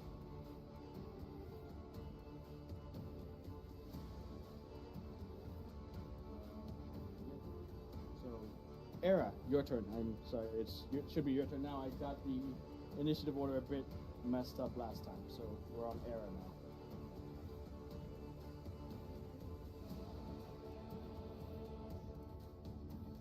You saw the radiant aura disappear from the sky. You vaguely saw in the distance the something about Elevorn shaped fall and plummet.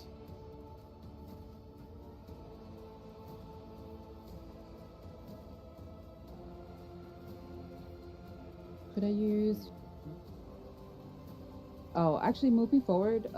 Max range, 30 feet. God damn! I didn't know it would get me that close, but that's fine.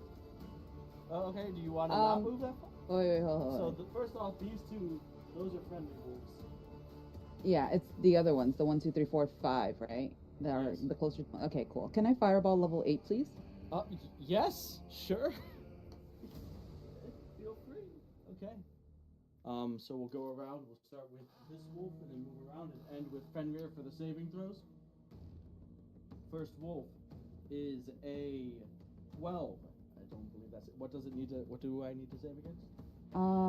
You have to save against 18 or 19? 19. Ridiculous. Jesus. Second wolf, fail. Third wolf. That one actually does succeed. Fourth winter wolf is a fail. And Fenrir does succeed, actually. So, 3 fails and 2 successes. Go ahead and roll however many dice that 8th level fireball is. Wait, hold up. I missed the 8th level. Holy Yeah. crap. Yeah. Oh, 1 sec.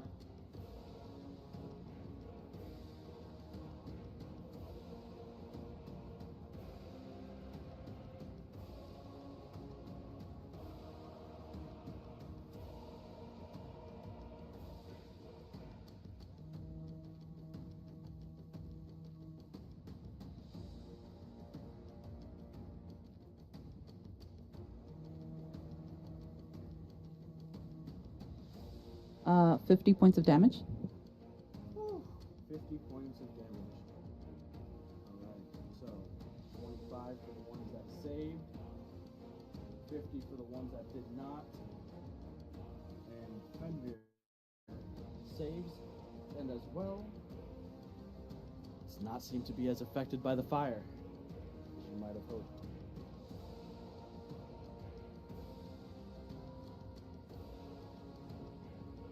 So, as the huge fireball explosion engulfs the Winterwolves, you can hear many of them yelping out, screeching in pain in your direction.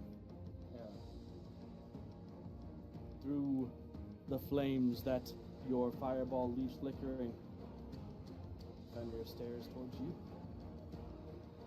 You still have bonus action.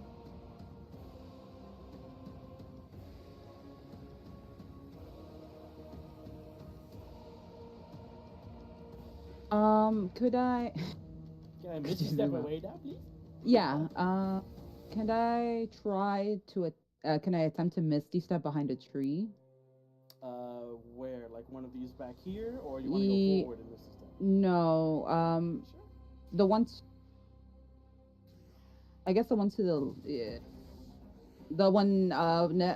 The other one up above it. No. That. There? Yeah. There you go. Duran, it is you. You don't see Elevon. You saw her fall. You don't know where she is. I use all my movement, go forward, just straight forward.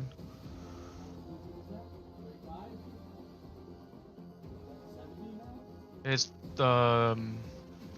it is. It's. Does haste double it?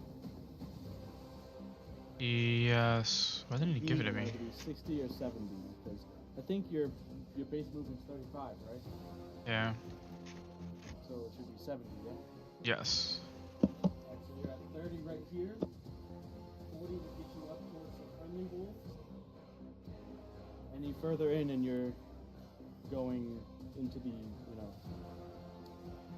right into the teeth. Going forward. Do I see her? At this point, yes, you would. She seems alive. You can see her stirring.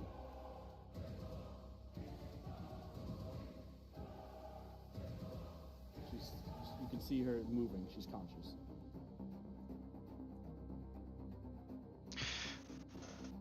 Let's do You still have 30 feet left.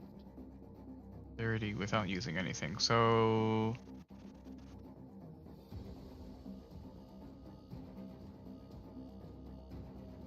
let me get up to Fenrir.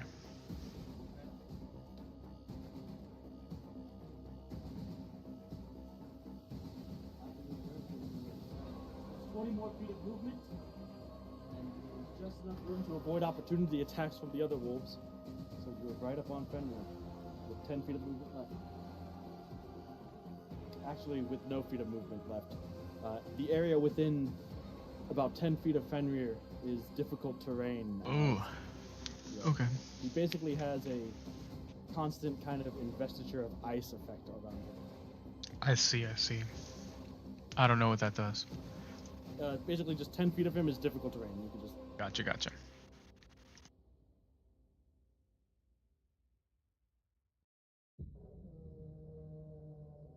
Let's try it. Bonus action compel duel. Okay. Wisdom save? Yeah. 14. He does not succeed. Okay.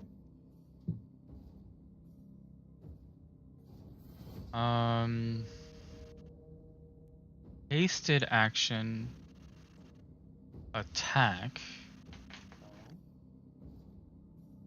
Not the versatile one. Where's the regular one? Hello?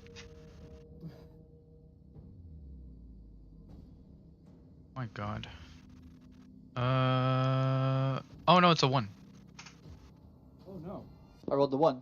I rolled a 1. Fuck. No. That's a miss. That's alright. I will action dodge. Okay. Gotcha.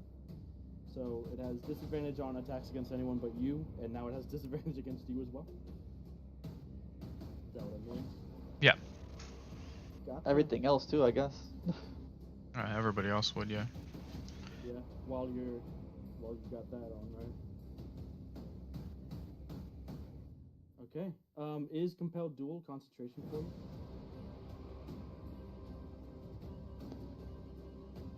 Yes, it is, so I don't have Shield of Faith. Okay. Got it. Is that the end of your turn? Yes. At end of your turn, Fenrir's going to use 2 legendary actions to make a bite attack against you, Duran, at disadvantage. That is, well, it would have been a 25, but is an 18 instead. Whew. Just barely misses. All right. So no, You just barely managed to get the shield up in time. It is now Neridion's turn. Oh, great. Oh, fuck. Can I get up to the friendly wolves at least? With 30 feet, you can get 10, 20, 30. Right up to one of them, yeah. Okay. 15 What is feet away from the closest. is that one wolf behind that one that I am closest now? Is it friendly? Yeah, that one. Is No, it friendly? it's not friendly. These are the Okay. friendly wolves here. Yeah, just making, Yep. sure.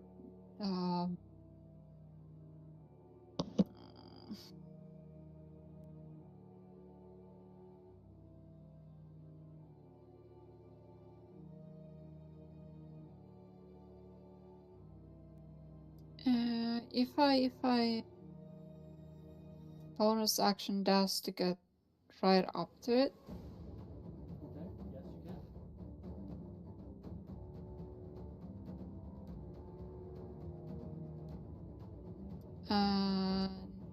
then I wanna do inflict wounds on it. Okay, so that is an attack roll on your part. Go ahead and make that spell attack roll.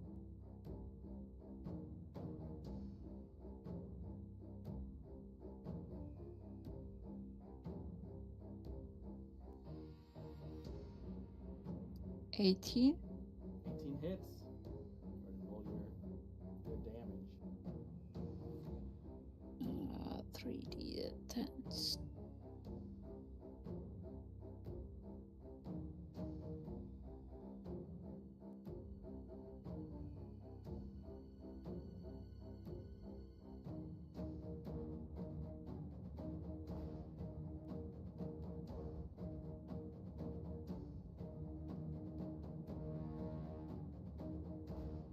$14 points of damage. Alright, that one's looking real rough as was burned from the huge fireball, and now as this necrotic energy pulses through its body, it is weak on its legs. That's your movement action, bonus action. I think that's everything, yeah? Yeah. Alright. Next up would be the friendly wolf.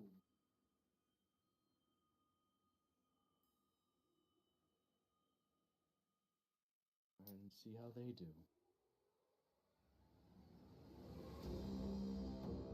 Board rules. So each of those wolves represents 4 of the smaller wolves, so they begin to jump out and attack the larger wolves. Make a strength saving throw because they cannot be prone. That's a natural 1. So this one is not prone, and that one is finished off by the wolf pack. Next up are the winter wolves. This one is going to get. Durant, stop falling. No, Stop hitting me. Durant knocked down Fenrir. Good job. Good job. Good job. Good job. You did it. Right. So that winter wolf is going to get to its feet, and it is going to use its cold breath against that pack of 4 wolves there. Group. No. A wolf's hit points is what? 11, 12, something like that. I don't remember. Yeah, it's close. I can look it up quick. Yeah, please.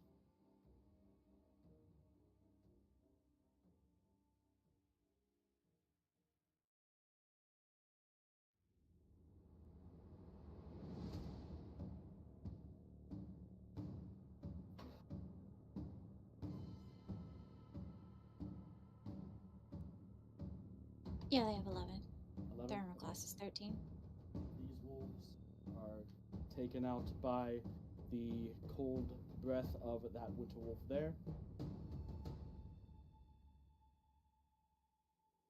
Come up and use its cold breath. Nadadian, I need you to make a dexterity saving throw.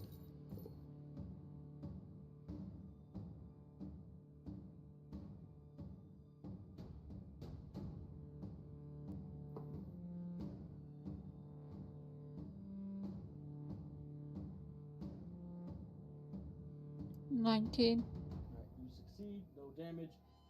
Each of these wolves would have taken 24, so even if they did succeed, they're gone as well. The wolves are gone. This wolf is going to go behind you, Duran. It is going to attack. Advantage and disadvantage do cancel each other out. So, it is a 14 to hit. That misses. Oof. Changes then to Sven. Where do you want Gildy, by the way? Oh fuck. Flying above me ish.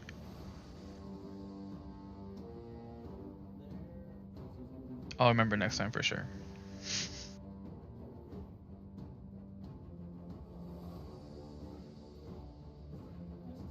Dash.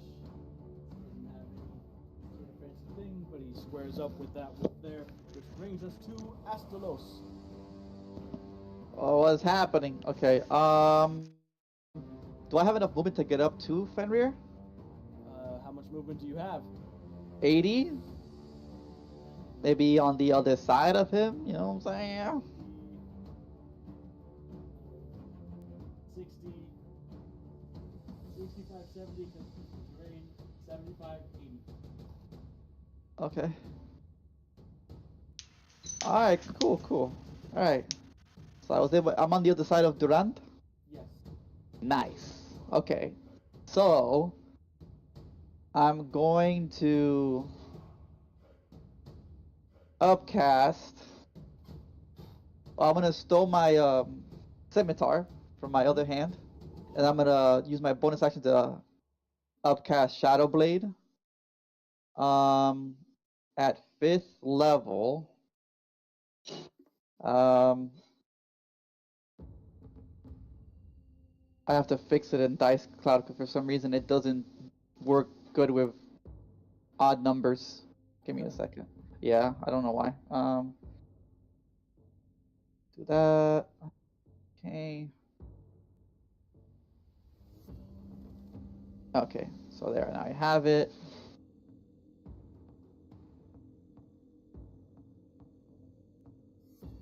And I'm going to make an attack with it. Go for it. It'd be the right one, right? 5th level Yeah. Shadow Blade. Yeah. With advantage, right? So. Yes. Alright, cool. That's a 19 to hit. Yep. That's 30 psychic damage. Woo. Not bad. Solid. Yeah. Almost 30. Wow. Yep. I'm gonna use my extra attack to do it again. Alright. So, let's see. Until the spell ends, it's a simple melee weapon proficient.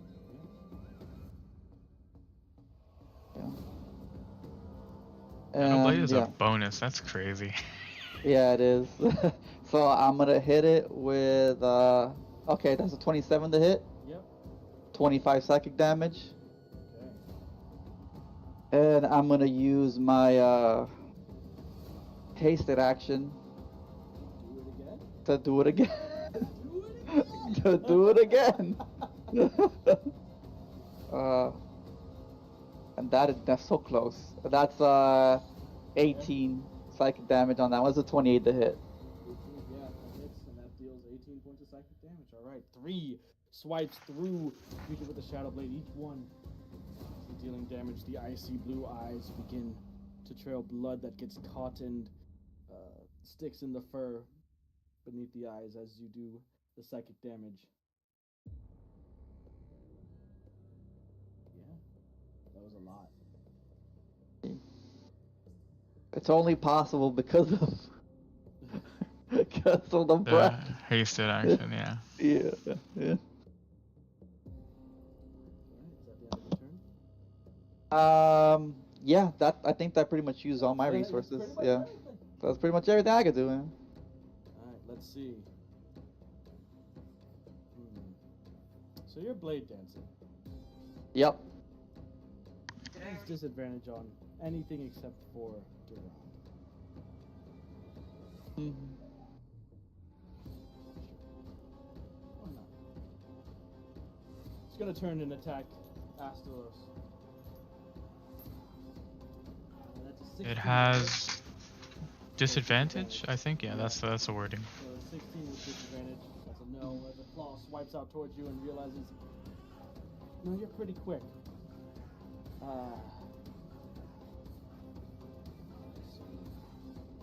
Fenrir is going to use a bonus action between his main attacks to Misty Step. 30 feet behind Nerdian. How dares he? Bad dog. Didn't have good luck attacking Durand. Definitely didn't have good luck attacking Astalos. This bad puppy is gonna get a shot at Nerdian. Still with disadvantage.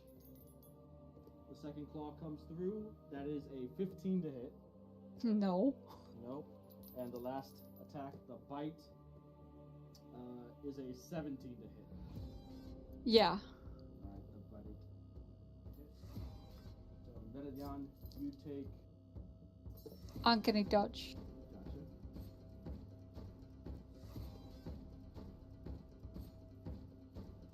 So you take 22 points, well, halved to 11. 11 points of piercing, and you are paralyzed. Okay. That is the actually is also going to then howl. And as it does, you can see the ground around the air seems to carry an additional chill, and this icy wind begins to surround Fenrir as well as the winter wolves. And when the wind dies down, you can see their fur is almost coated in this crystallized ice. Elevorn, it is your turn. I'd like to stand up.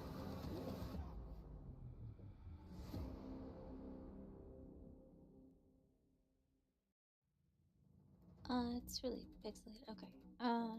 Can I move? Is it my thing? Just, I don't know. I think it's my stuff. Everything's kind of going in and out. Anyway, just move me all of my movement towards Fenrir, I guess. Yeah. So you have 15 feet left. You get up towards Astalos. Fenrir is about 35, 40 feet away. Alright. I guess I'll take out my bow and charge it with a Fey Blast. Alright. And try to hit him. Attack roll.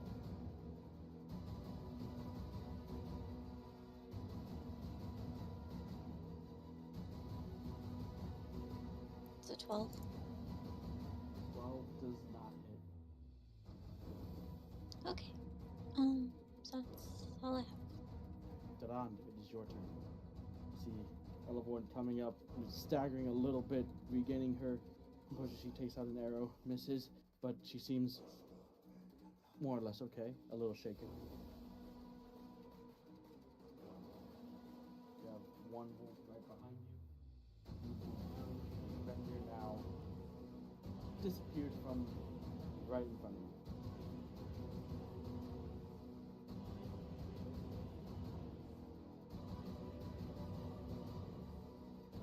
It's actually Arrow's turn. Hello, Arrow. Hello. How's Fenrir looking? And the wolves like. You can see the wounds from the fire, the damage that it's taken, but still up, still going. No real sign of nothing that would lead you to believe that it's on death's door.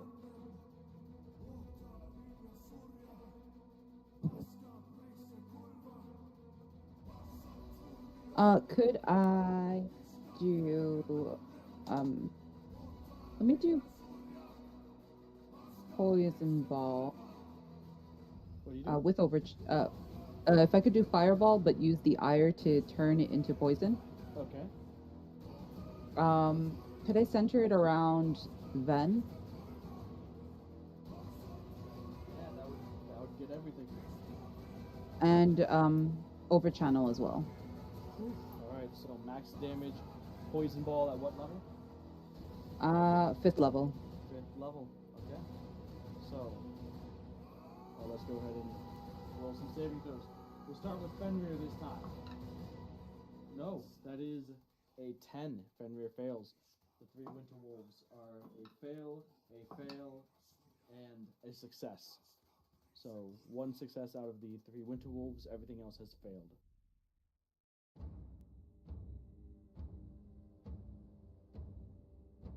So that should be what? How many d6s is that? That just to count as 6s? 60 damage.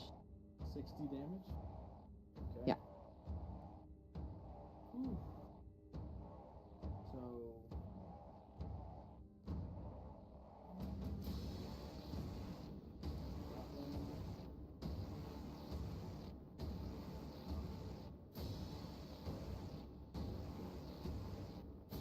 One that succeeded, the one that's near Sven right now.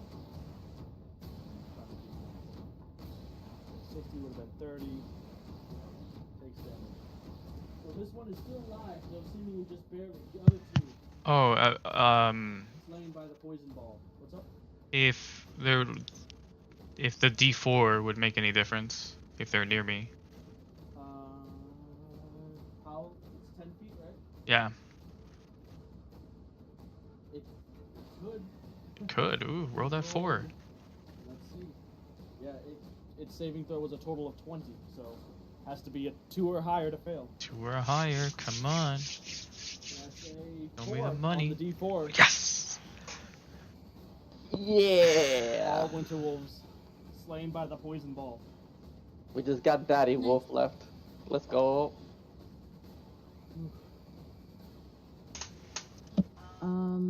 Could I then come out from behind the tree, take a few steps forward, and can you pull back the map? Yeah. I just want to see more trees.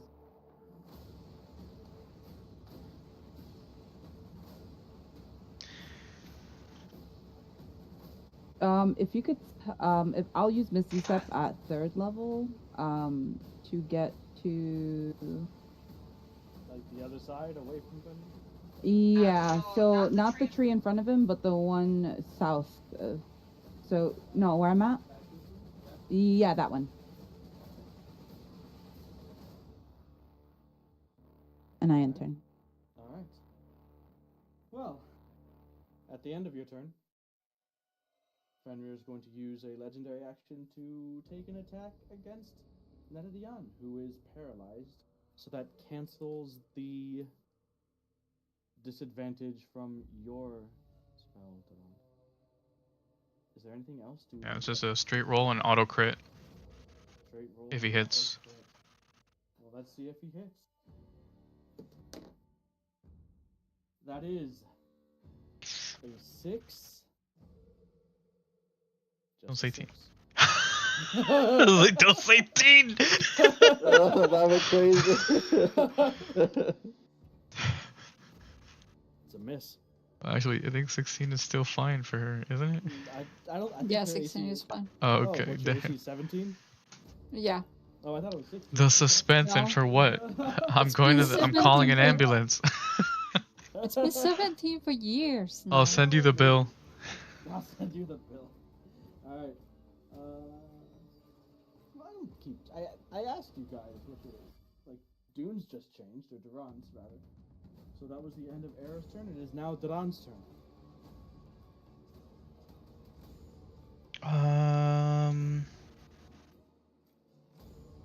I will run up to it.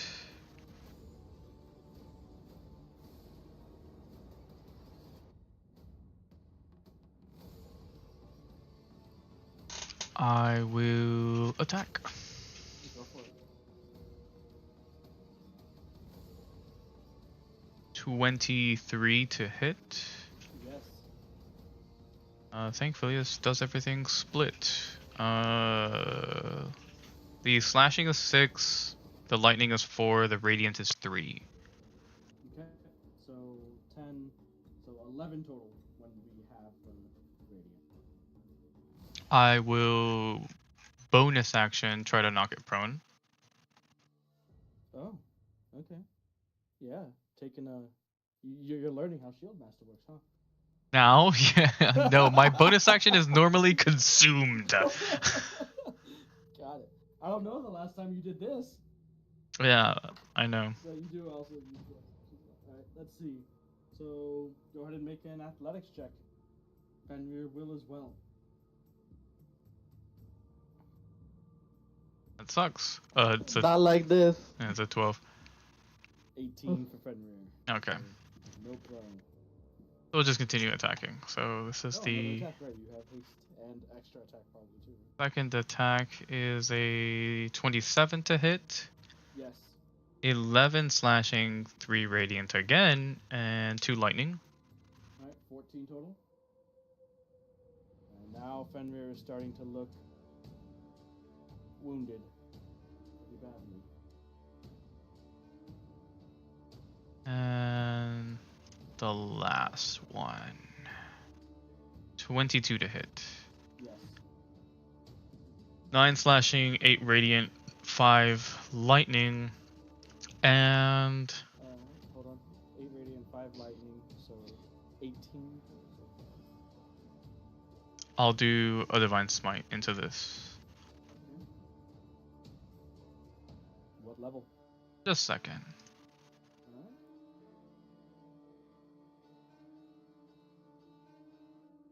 That sucks. 5. Sucks. Oh my god. Did I roll? This is exactly what this is what Selly 1, rolled 2, 2. on the 3d8 of the total of the. 3d8 does nothing. It's a literally the 1 2 2. Oh no. It's And alright. it's half. Twisted. Oh no.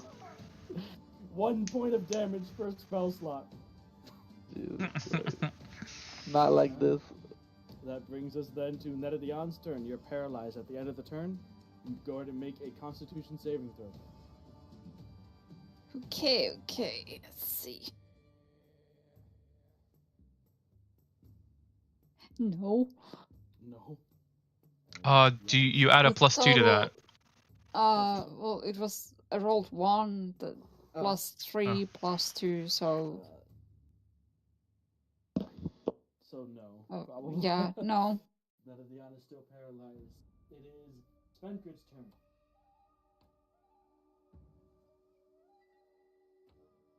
And there's to get just there. Sword out. Rolling with advantage due to flanking. What a broken mechanic. That is a natural 20 due to flanking. Let's go. Immediately. Let's go. Someone better crit. Alright, let's see. This is going to be a 4th level Divine Smite. Whew. Don't roll once. Don't roll ones. So let's see, that's a d8 plus...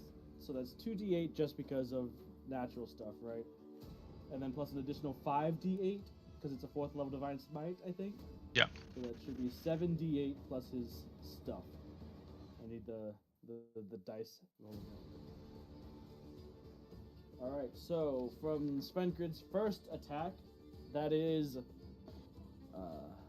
well... 7 of it is slashing, so that just goes. And then 31 points of that halved to 15. So 38, but with some resistances in there, Fenrir is still just barely up. The second attack comes through. That is a 24 to hit, which does hit. And Svenkrid gets the killing blow on Fenrir. Second attack slashes down. You can hear the low growl reverberating through each of you from this monster as the growl slowly fades to silence. the blade in the flesh. Fenrir drops to its knees and then collapses into the snow. And that's it. We're out of combat at the moment. Winterwolf slain. Am I still paralyzed? You are still paralyzed, yes. Great. Yes. Yeah. Well, you want to go ahead and make another roll? Yeah, of course. I don't know if actually, well, let's see how your roll goes.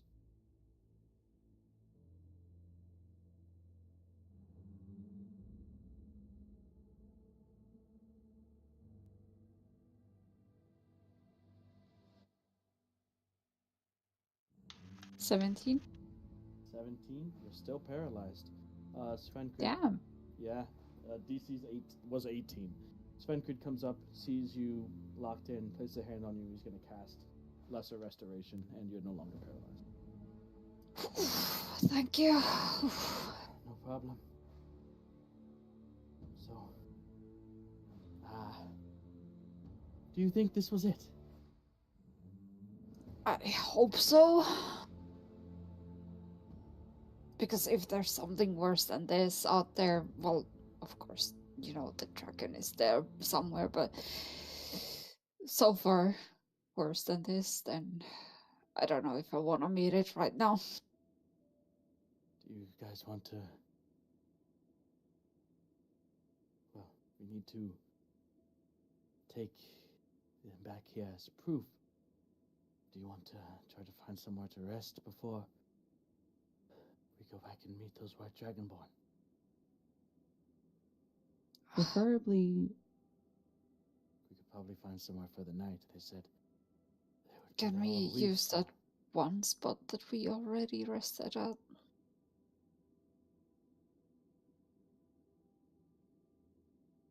Should suffice if nothing better.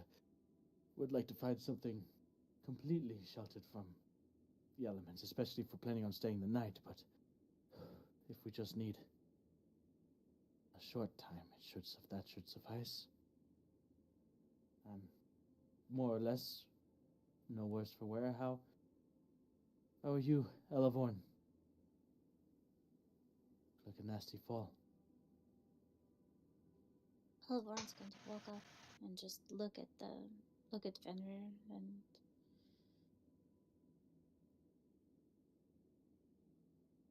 I don't know what it is. It looks like a wolf, but it's not. And I'm angry, but fine. It's good that you... Yeah.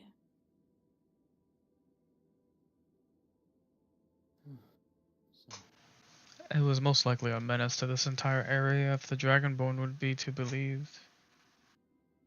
It was killing the other animals just for sports, not to eat or anything, so it definitely was a menace. If this was it, even, I really do hope it was this one. seemed to fit the description. Plus, all the stuff that it did, that's not a normal wolf. Agreed.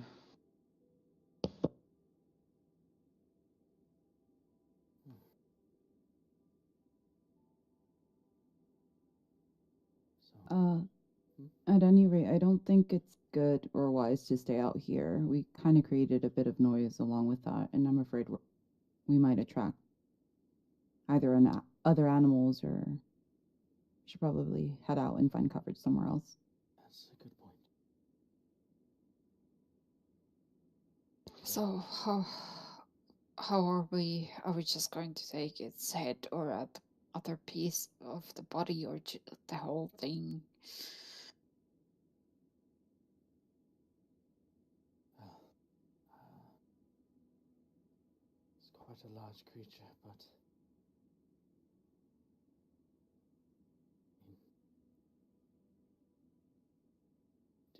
what exactly did the white dragonborn say? Was he specific? Did he just want proof, or did he actually want the damn thing itself? I seem to recall him saying something about either alive or dead. That I'm not sure. I just don't want to go through all this just to done the wrong thing at the end. If you requested it Well, dead, then proof will be perfectly fine. yeah, I agree.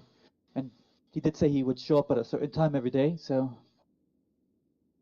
I guess we could take some time to prepare this to take it over and maybe rest afterwards as an option.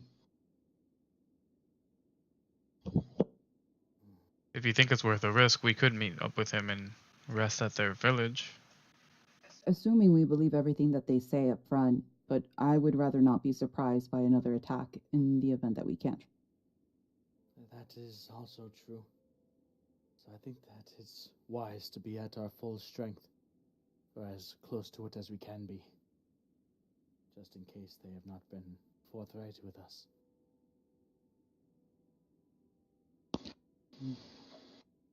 And he bends down and pulls on the creature and examines it. I'm not sure exactly what this thing is, but runs his hands through the pelt. Could be worthwhile. Something about it, something could be useful. Maybe can be made of it. We can do to it what it never did to anything else around here. And actually, maybe get some use out of the full body of this creature. Should we just skin it? You know, just it's a good belt, I guess. Well, let's leave that till after we show the Dragonborn it. If we take a fully skinned creature, I'm not sure. They should be able to recognize it as it is right now. I'm not sure if we skinned it, if they would. I think the safest bet is just to bring the whole thing there and let them do with it as they will. That will be proof enough. Well, I'm gonna go look for a long, sturdy stick so we can carry it. It would be easier to, hang it on the stick and carry it. Gotcha. So there are plenty of trees around. It does take a while, but with the tools, resources you have between you, you're able to sever a pretty sturdy branch, affix the front and hind legs of Fenrir with ropes to the branch itself, and make it easier to transport.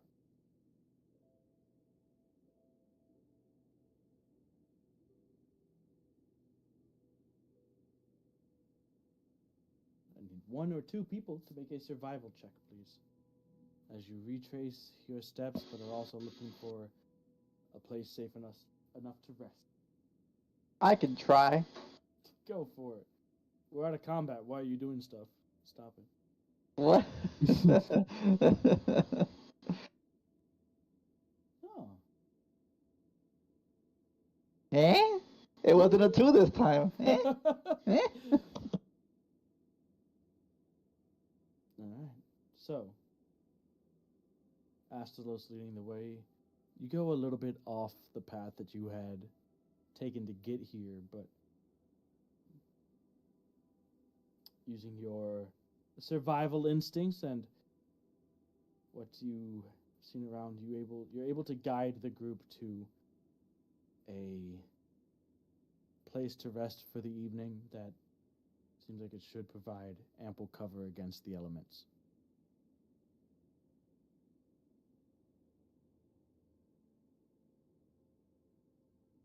And so, you lay down the body of Fenrir, make a fire, get some food going, and take a long rest. Or at least begin it, I'm not sure.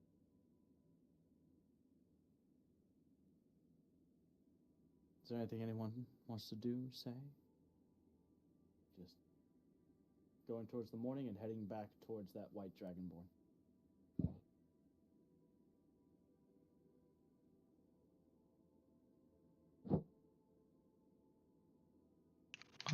Should we have some sort of preparation for in case I never mind. It doesn't make sense. What doesn't make sense?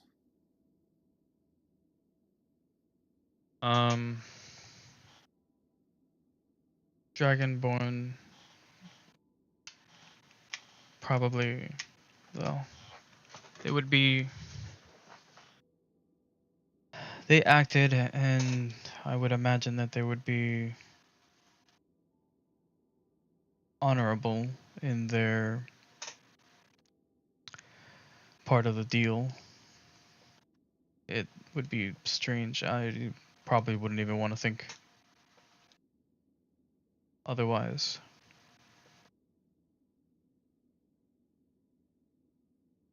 I still think we should be very, somewhat at least. Dragonborn or not, I mean, these people don't seem to be anything like the others we've met so far in Draconia. And I'm not sure, Duran, but are they similar to your family, your clan? I can feel certain similarities. I didn't talk to them for long enough. My people weren't so maybe battle hungry.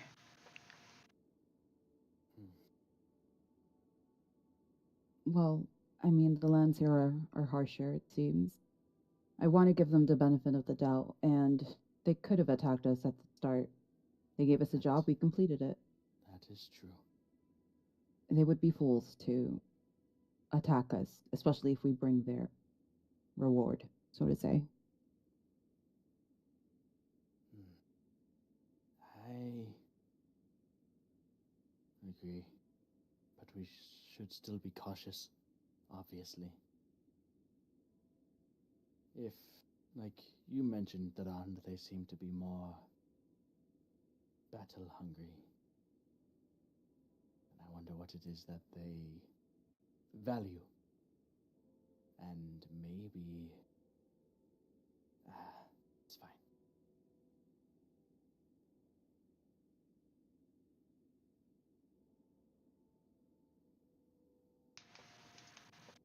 We should get some rest and head to meet them in the morning then.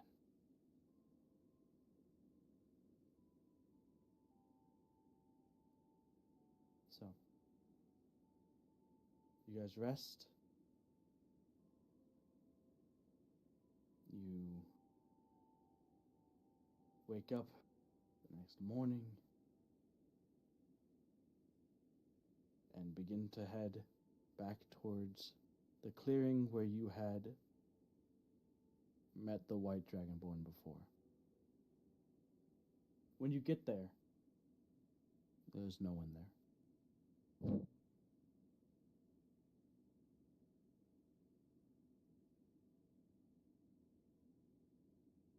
Maybe we are a bit early.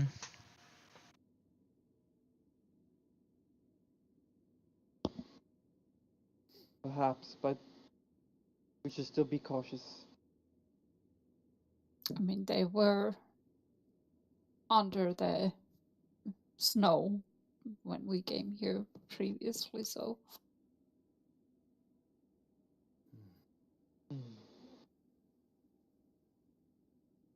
Svedgrid's looking around. You guys look around, there aren't similar mounds of snow that you had seen before. You can see, kind of where they had been the previous day. But going around, kicking at some, doesn't seem like there are any dragonborn around. Did they ever give us their name? Nope. They did not. do not believe so, anyway. It's been about 6 years since we played, so I don't remember. True. No, I don't think they did. I imagine us kicking around the snow and then we kick somebody on the Huh? head. Yep, and then Whoop. roll initiative. Alright, you guys had to go and do it. You aggroed them. Alright, so about an hour later, you hear the crunching of footfalls through the snow and through the trees. 2 white dragonborn approach. The one that you had interacted with before, and another one much larger and bulkier than again, even by dragonborn standards, these white dragonborn are large. They are tall. They just seem like, well, I've not exactly been subtle with it. They're effectively, Vikings.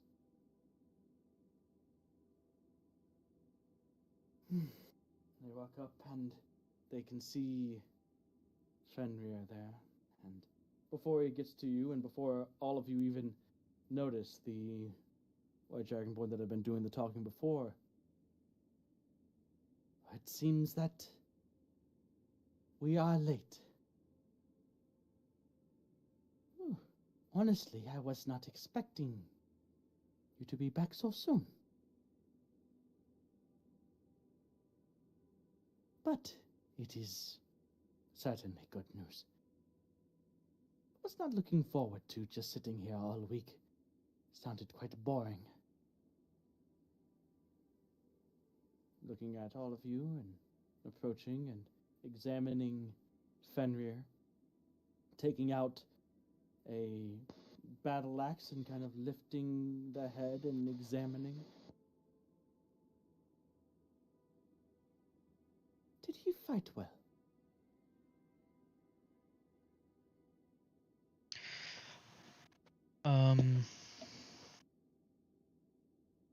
He was fierce.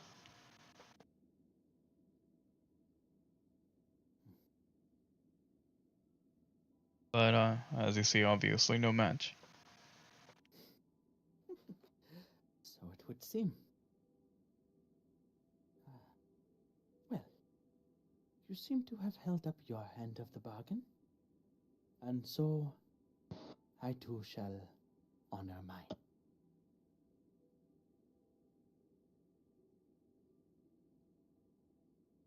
You will follow me to Fjordheim. And there, we shall eat, we shall feast, and, looking at all of you, if you wish, you shall wash up as well. But now I do believe that there may be introductions. I am Cole Dearson.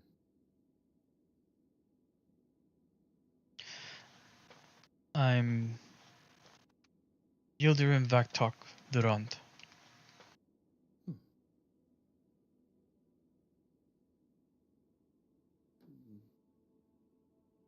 guess those of you who choose to introduce yourself may. My name is Astalos, Raven God.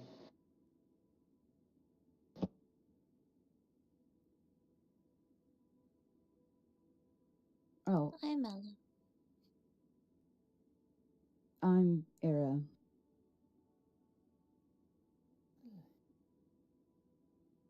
It's nice to meet you all. This here is my brother. And the large white dragonborn to his side with looks like a pretty massive great axe on his back. I am Olaf.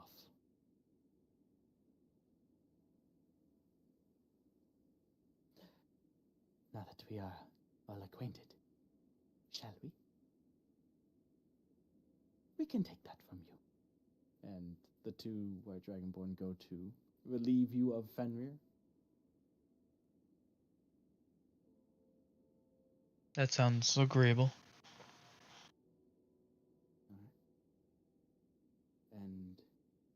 You guys walk and begin to follow them. It's not a short walk, so those of you who have been making these Constitution saving throws against the weather, I need you to do so again. Netadian, Astalos, Elavorn, and Era, with advantage.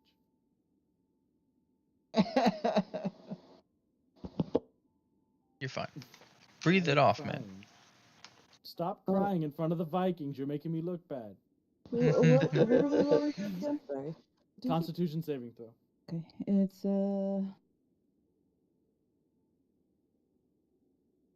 21. Okay. Also my. 21. 24. Nice. Baby boy Astalos, what'd you 13. Baby boy. get? Alright, so you're all fine. Yeah. Coming up on your second hour of travel, you begin to see smoke rising from above the treetops. At first one plume and then many. And as you get close enough to see in the distance quite a large village. Many homes. Looking down at it, you can it, at first glance looks to house probably around or over 200 people.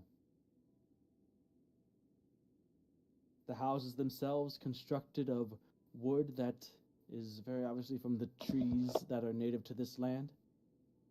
You can see it is sort of in a valley of hills.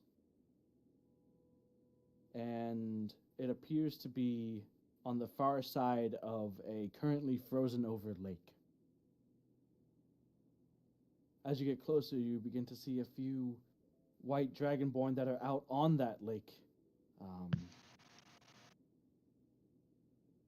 Holes broken into the ice itself and fishing from out of those holes. See the houses themselves constructed of wood covered in snow and grass for insulation.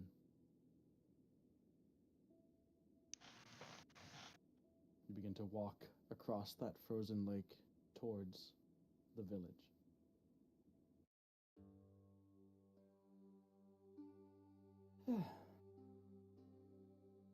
As you walk past White Dragonborn, they give you strange looks. Cole puts a hand up as he's carrying. It's all right. They are guests. And continues on. By the time you even get to the village, a following has amassed around you, both because of, well, strangers here. You get the impression that strangers are not normal. They're not used to it. It's not a common occurrence. And to ogle at the large black winter wolf that now lays slain, you can see a general air of jubilation at the sight of the now felled Fenrir.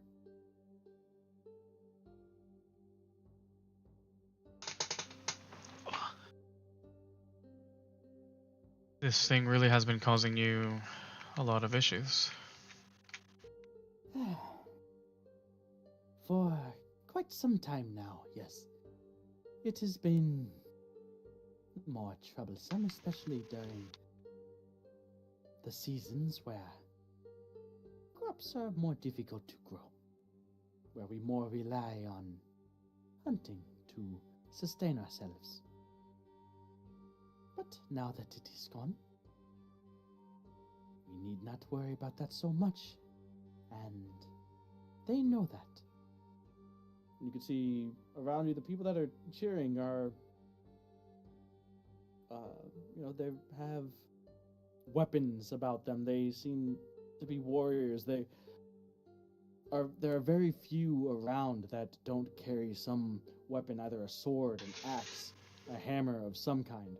The only ones that don't are the children and the um, some of the older ones. Even the ones that are out fishing or chopping wood or doing other sort of menial tasks that you would associate with just normal laborers in the empire where you're from. They also it looks like they serve multiple purposes. You get the feeling of a very warrior first type of village, type of peoples. Walking by, you can see a cage of thick, sturdy wooden branches tied together with rope, and behind it, you see some of the creatures that you had found on the bridge, some drakes.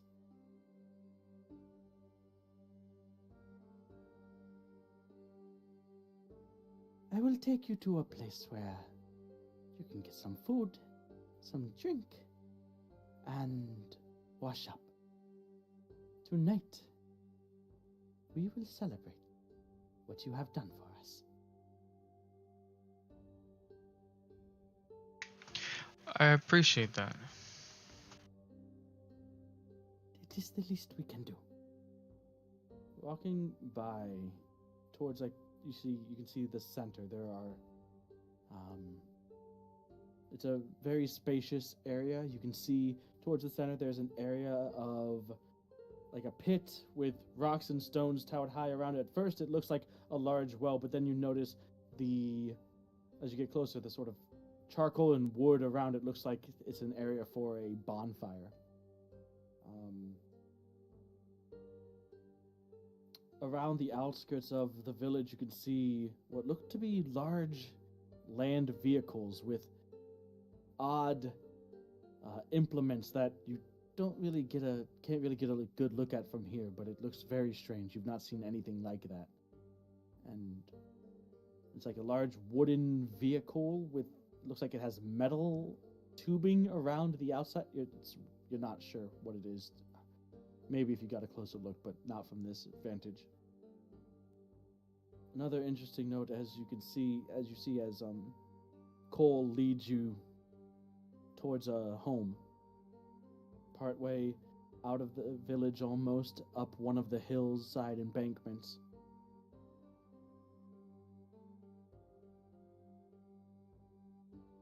Totally just blanked on what I was saying.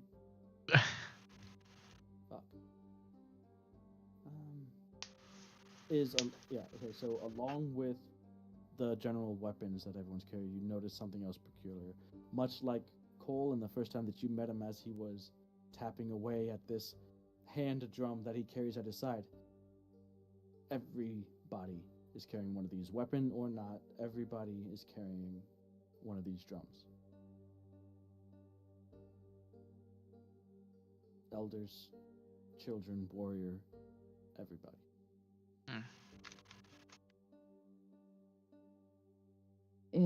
It seems that your home is very self-reliant. Have you ever had help from any outsiders before, or has it been a while since anyone has been welcome? Do not normally see travelers come out this far. Normally travelers do not make it out this far. Depends, I suppose, on what you mean by help. Nothing as far as what you have done.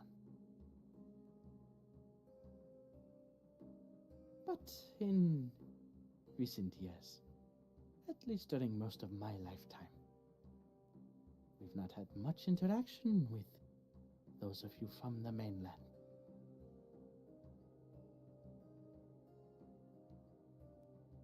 I couldn't help but notice that a lot of the villages have a drum, like you had. Is it part of your tradition or culture? Yes, it is. See,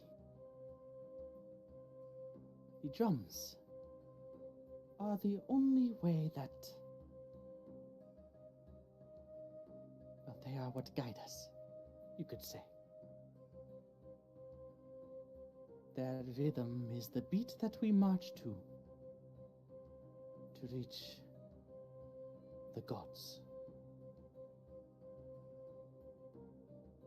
And so we all carry one, in the event that one of our brothers should fall. We play and usher them into the next life.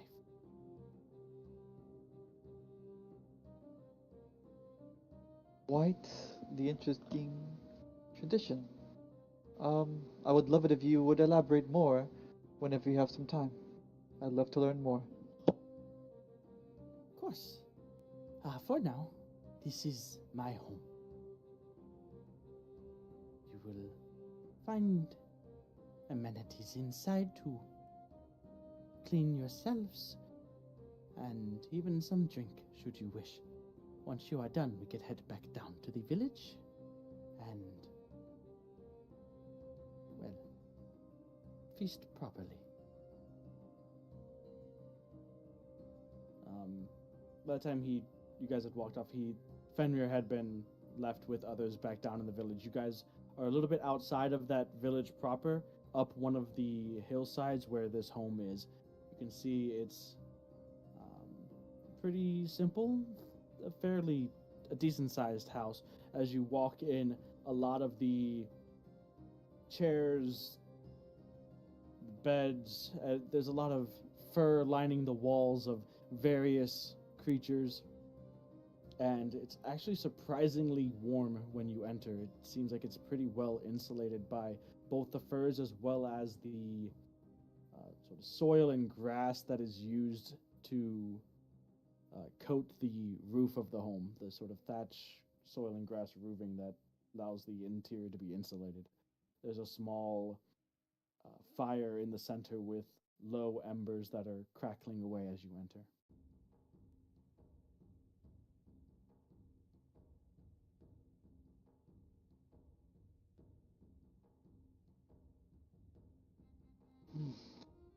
Feels like it's been ages since we felt warmth like this.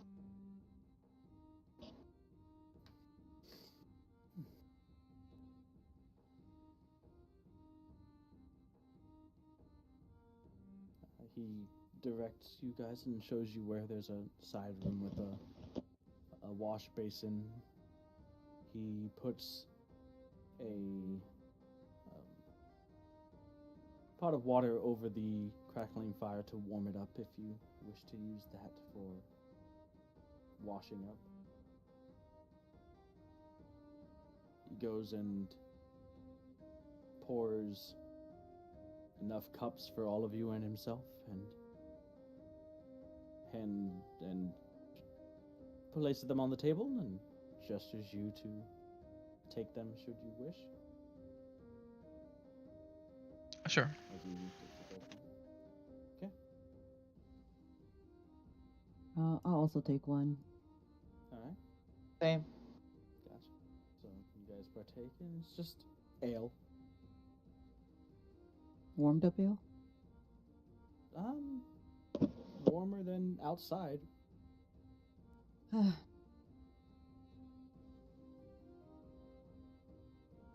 So are your people used to this type of harsh environment? Is it always like this? Cold? It is always cold. The harshness of it does vary from time to time. But for the most part it is pretty intense, yes. As far as used to it, well, it has been our home for generations. Have your people ever tried to migrate or travel anywhere else across Draconia? No. We have stayed here. Though we are familiar, to some extent, with those from either side of the mainland.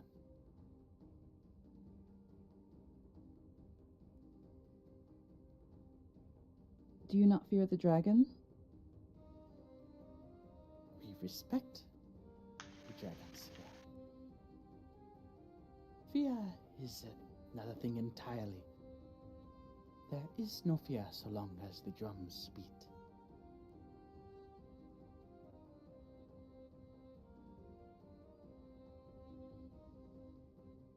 There's nothing to fear in a glorious death.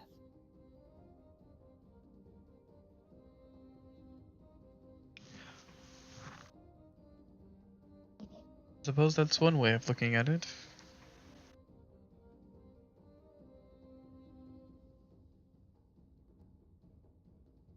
I don't intend to die anytime soon, though. Well, that is something that we have in common. But we can talk on that later. Perhaps tonight during the celebration we can get better acquainted with one another. Though strangers you may be, you have undoubtedly done a great service for our people. That should award you at least one night of revelry.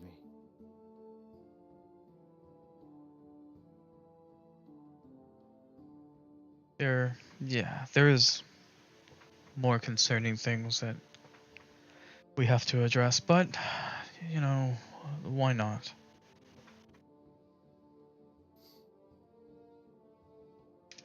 You're I'd right. like to learn more. Oh, sorry, Drew. You're right. No, I was just saying you're right. I'm gonna go ahead. It's just, I'm curious about your perspective with dragons. I'd touch upon that later. But for now, I definitely feel not the best. Maybe I should go freshen up. Okay. So it is still fairly. It's about mid-morning, so you guys have the day basically.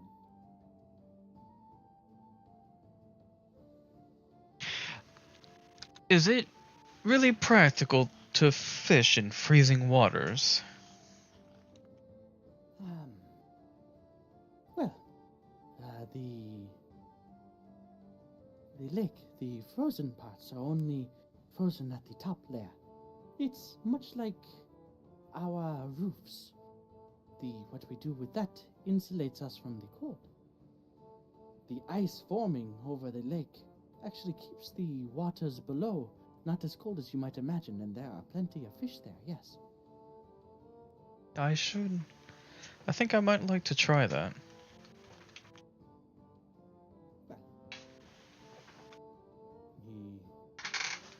You can see all around there are furs hanging. There are some like tools hanging up as well. Some trophies from various hunts. You can see a lot of the furniture and such is made from both wood and bone. And Ashley does have a couple of what looks like fishing tools or implements as well. Would a standard fishing rod suffice? Should be fine. Okay. I'll use... I don't know anything about ice fishing. I've never gone, but sure, why not? Yeah, Duran has never gone either. I don't know. I'm asking him. Okay. And you are him. So it's time to look up the lore. Gotcha. Look up the lore. Yeah, the lore on fishing. Let me learn how to ice fish. Hold on, shit. Sheesh. Ice fishing, normal, rod, good, good. question mark.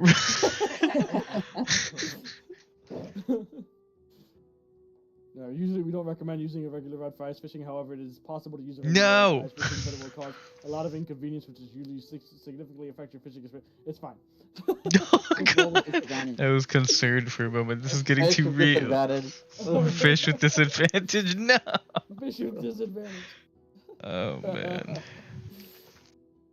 No, you should be fine. Why not? Beautiful. I'll do that later. That's fine. Fish with disadvantage. Roll for fish with disadvantage. Yep. I'm sorry. You only have a fishing rod. You need an ice fishing rod, a fly fishing rod. That's what 14 makes me do.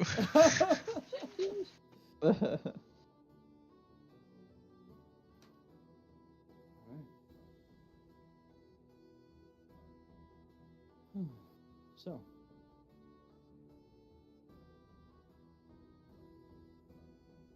you guys all take the time to rest, drink, wash up, and a while later, someone enters the home, a female dragonborn who walks in with a basket full of hearty root vegetables and places them down on the table. I heard there were strangers here. Did not expect them to be in our home core. Well, they are, for all purposes, my guests, Ada. Let me introduce you to the ones who slayed Fenrir. And gestures to you all and introduces you by name to his wife, Ada. A pleasure, Ada. She A pleasure to make nods. your acquaintance. Nods to each of you. I am understanding there will be a great feast tonight to honor the occasion. However, do you find yourselves hungry? Extremely. If I'm being honest. You are our guests. I shall prepare something. And she goes and begins to wash and cut the vegetables and some of the other food that they have in this home here. Actually, a plate of steamed vegetables and cooked meats within the hours presented for each of you.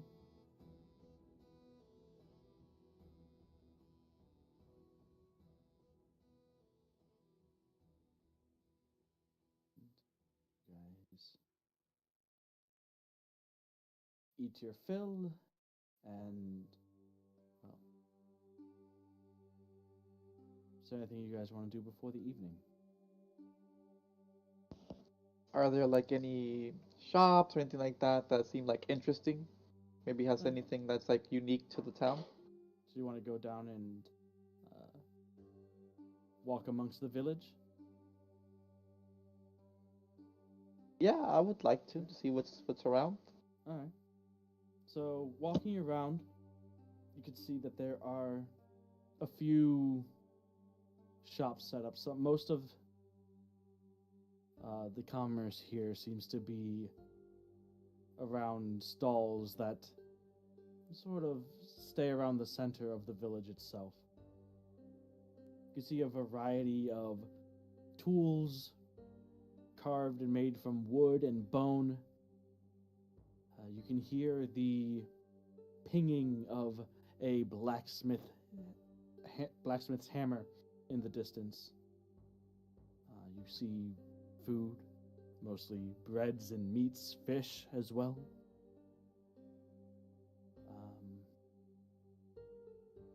As well as what looks like a stall of various herbs, poultices.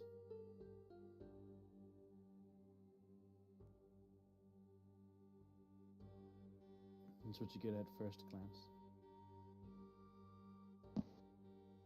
Pretty cool. Wherever you guys want to go or whatever you guys want to do, Cole doesn't need to escort you. He doesn't feel seems like he's okay with you guys walking around. And at first that seems a little bit weird, but as you do walk around, you also get the feeling like you're being watched at all times anyway. And you realize that he doesn't seem very concerned. Like you can see everybody here seems to, almost everybody, anywhere you go, you're in eyesight of, at minimum, about half a dozen warrior ready looking dragonborn.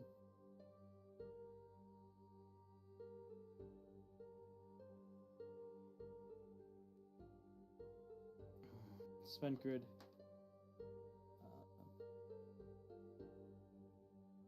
and Durand. You guys head into the village, come up on Astalos, where Svenkrid, kind of walking, brings himself between the two of you. So, I know that we don't exactly know everything about these people. For now, it seems like they are okay. They definitely seem respectful of us, but these are still the ones that attacked Talendor, no?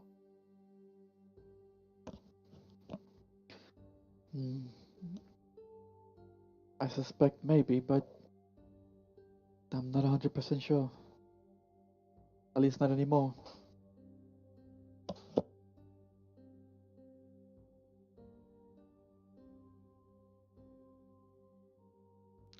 I mean, it would still very possible.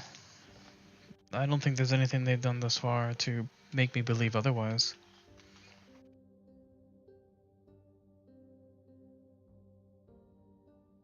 Exactly. I mean, what are they after? What does it seem like? More short interactions. I mean, don't fear Brilligun or her brood because could give them a glorious death. I mean, I've heard people with this mentality, but that seems a bit... I cannot wrap my head around it. I am a strong believer in honor.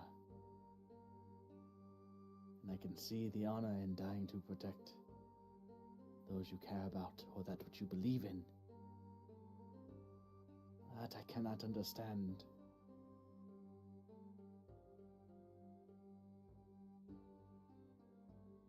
I just cannot understand. Seems like if all they believe in is battle, what are they fighting for? Just to fight? I suspect there's much more to that than just fighting. But at least at first glance, it does seem like so.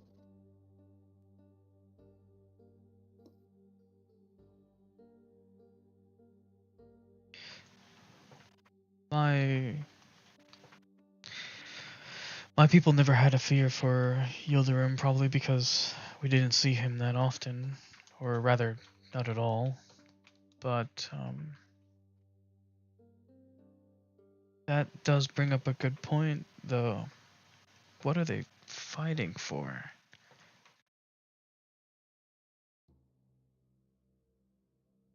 Do you think they have the same sort of relation with Brilligun that yours did with Yildirim? And if they do, well, it's a little more concerning. Maybe they don't fear the dragon.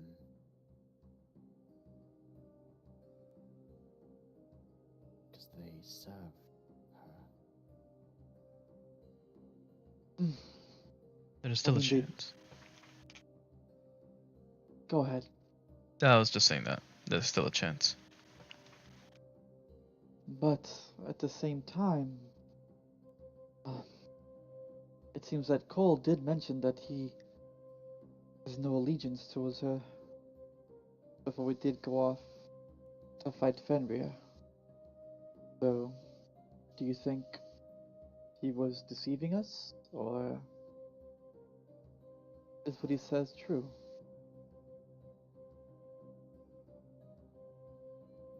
I'm not sure who is trustworthy, especially after our encounter with Brilgun on the bridge. So this close, this far into what I can only imagine is Brilgun's territory, for these people to have built their village and survive it. Why? Hmm.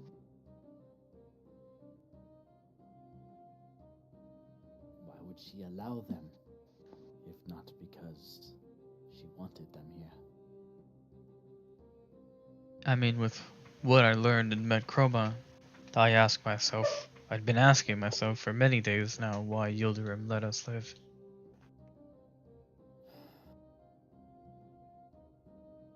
That feels like an entire...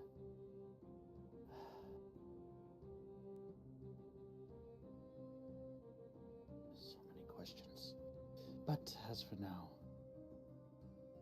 well, we should be watching them. Seems like they're having no qualms about watching us too. Agreed. Zen, they Yes. had stolen.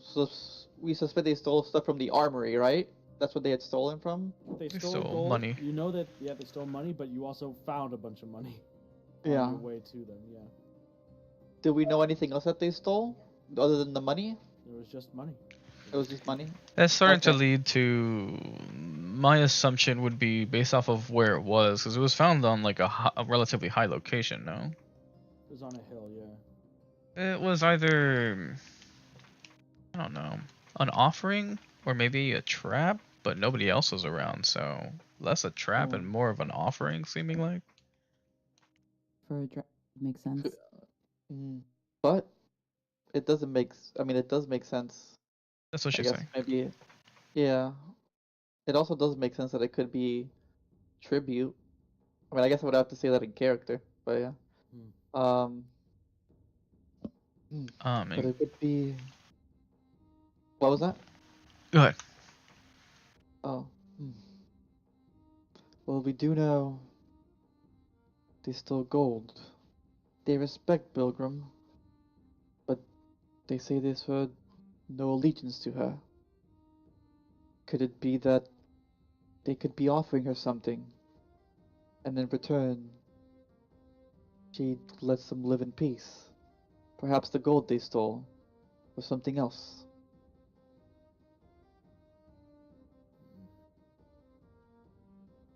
From what I know of dragons, that doesn't sound far-fetched.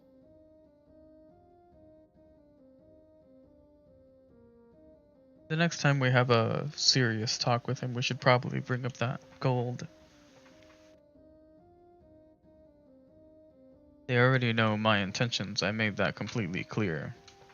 I told them we were here to end the tyranny of Brilgurm. You seemed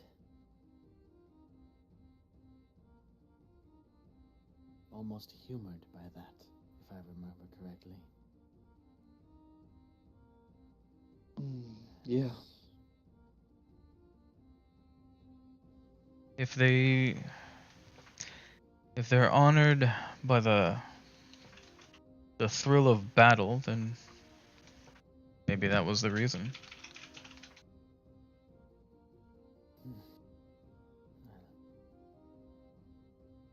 Maybe a bit optimistic of a thought, I suppose, to think that they might help us, but it's a thought for now.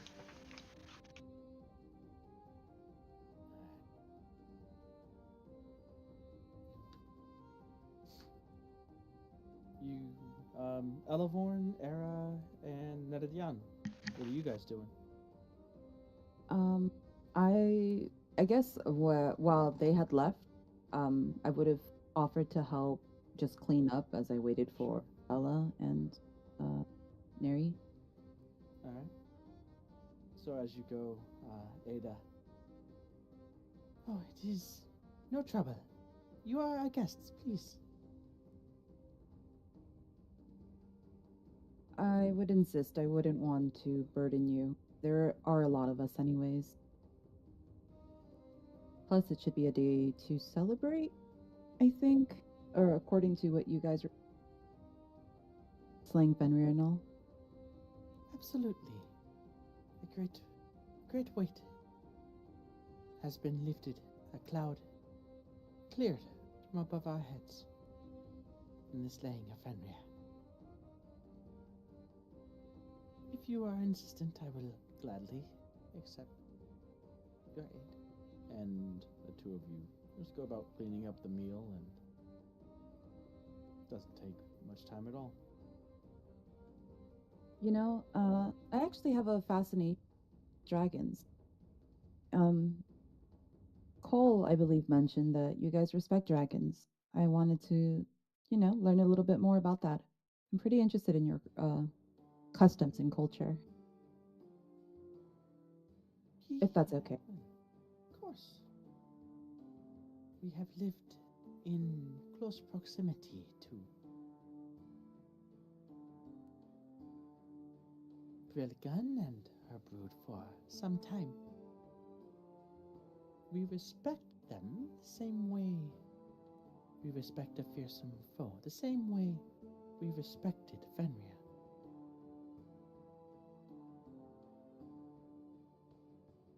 There is a respect and honor between great and fearsome combatants. I cannot speak for my husband, but I believe that is his sentiment as well.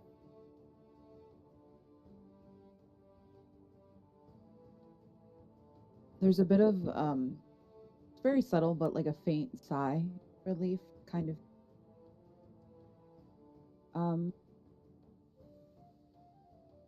I'm not much of a physical combatant, but I will say Fenrir did hold up quite well. I was worried for my friend, the one with red hair, the bright hair. I'm waiting for her to come down. But yeah, it's important to stick together, and I think that in groups there's a strength, or reliance. Yes. That is very true. Like links in a chain or a wall of shields. And our drive. If we need a reason to continue and move forward, even when everything seems so bleak, then it can help.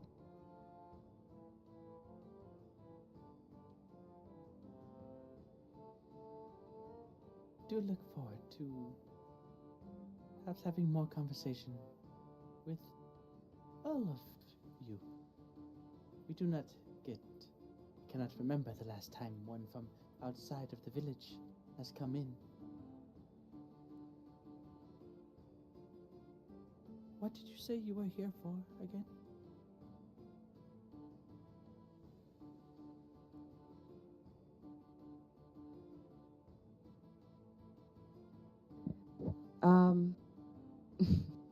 I lied once before. I wasn't very good at it. But we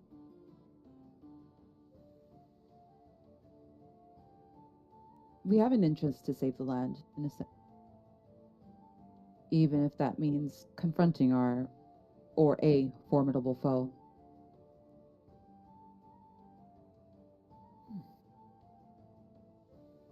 The same way you all protect each other, work in a clan, protect your family. Those are my reasons too. For my family. I see. Well, Cole was not wrong when he said he met some interesting people yesterday. Nedadian and Elevorn, you are all tidied up. Yay.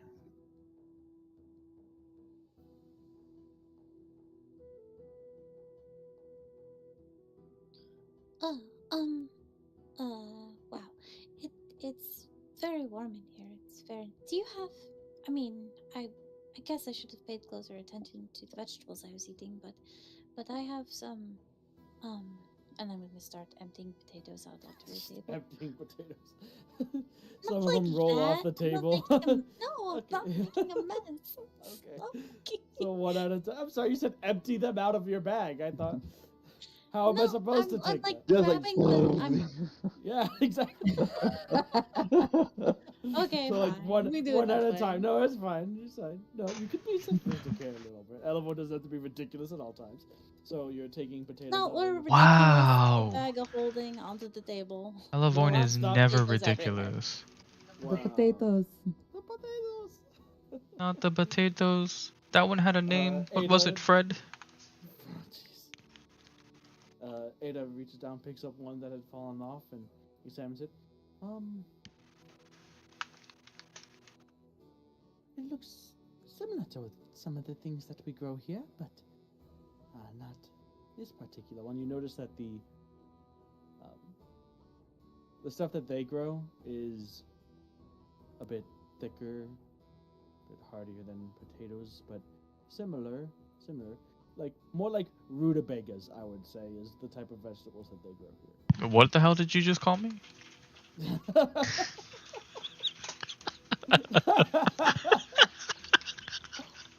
Okay. Excuse me? Whataburger? Whataburger? I love that place. Whataburger. I don't know what a rutabaga is. I heard it many times, but I don't know what it is. Alright. We're learning a bunch of stuff. Ice fishing. Mm-hmm. Fucking vegetables. Vegetables? Mm-hmm, mm-hmm. There you go. Man, you learn something new every day. You're giving me What an a HD game, picture. D&D. D&D. Jeez, crazy. I've learned so much useless shit for this campaign. Fucking looking up, how do I tan leather?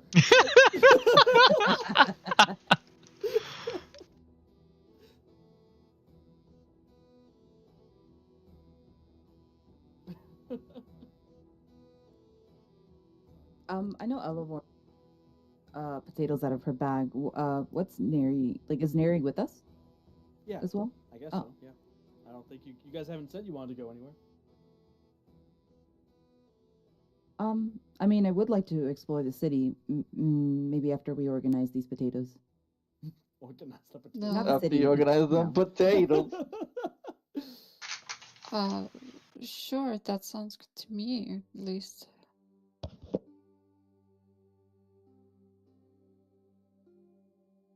Alright. I mean, what kind of organization do potatoes require? Biggest to smallest, number of spots, roundness scale, organize the potatoes. Well, wouldn't you have little crates and storages where you can neatly pile them up? It would keep them more organized that way than just letting them lay and roll everywhere. What if Ada tripped on a potato? We wouldn't want that. I just keep them in my bag and I'm holding it up. Don't you have a bag of holding? Alright. So she did bring vegetables and stuff in like a wicker type of basket. There's plenty of things that she could store potatoes in, and she does so.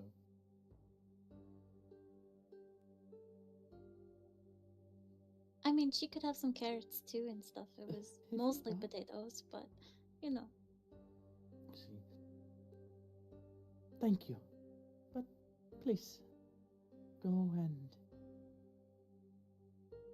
acquaint yourself with our village before tonight.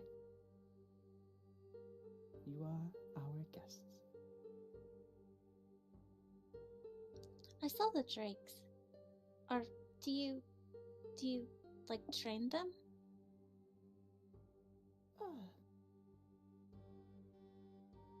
Well, those have been more or less bred in our village for years. All of the tendencies of their wild cousins mostly bred out. we do keep them, of course. They're still vicious, but they respond to our orders and calls. And they are very useful when it comes to pulling carts and other things up the hills or across the river, or lake, sorry.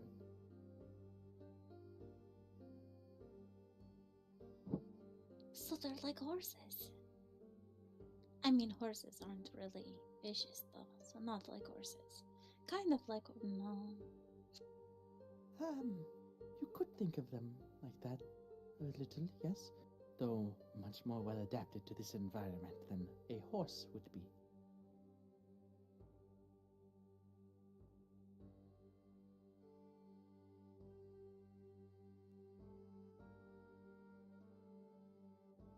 Yeah, I could see that. It is very cold here. It is very, very cold here.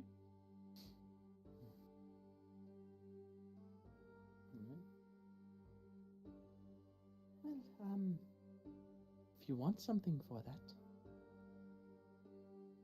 could help.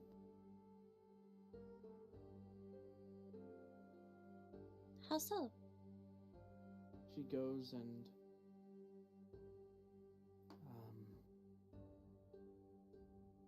well, I see my husband offered you some drinks, but much like him, he went straight for the ale. Though, do not fault him. Again, we are not used to those not like us here. And she goes and grabs a jar with a large sort of corked stopper in it and pulls that out and takes out what looks like dried this is like the dried versions of the flowers that you had picked, Eloborn. And she begins to, with a mortar and pestle, grind it into a paste that she makes a tea out of. Oh, we saw those. I mean, the wolves told me about those. You make tea out of them.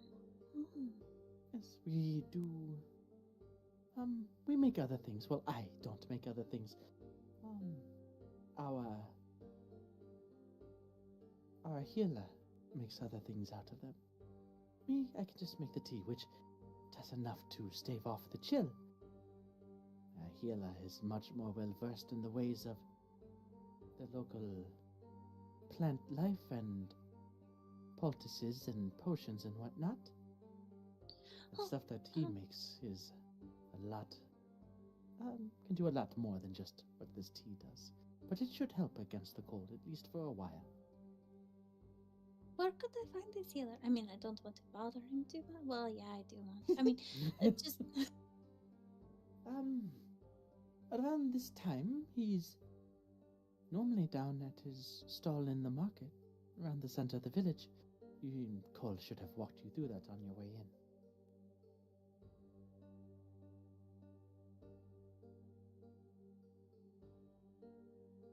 Okay, well, thank you. And I'm going to try to be very patient and wait for her to make this tea. It takes a while. Every minute, though, feels like an hour. Eventually, you have the tea, and the four of you partake, and instantly, you are not feeling like... Well, it's warm in here, but you step out and you brace yourselves against the cold after sharing the cup of tea and thanking and saying, until tonight. And you walk out and brace yourself against the chill to come, and you can feel the wind, but it's not as harsh. It doesn't cut through you like you were expecting. And somehow it's like, did it warm up while we were in there? But no, basically, at the moment, you guys have no adverse reaction or effects from cold weather. Noise. From the extreme cold. Eloborn is rejoicing and dancing around, and she's just so happy to not be freezing.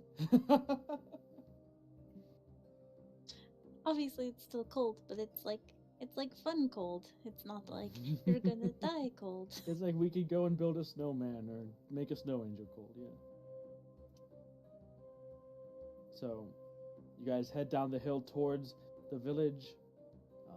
This sort of little farm of coals. You walk past some free roaming chickens and whatnot, and even in the village, there's some livestock that's just wandering around. It's mostly small birds and things like goats. There aren't any cows or anything like that. Yeah.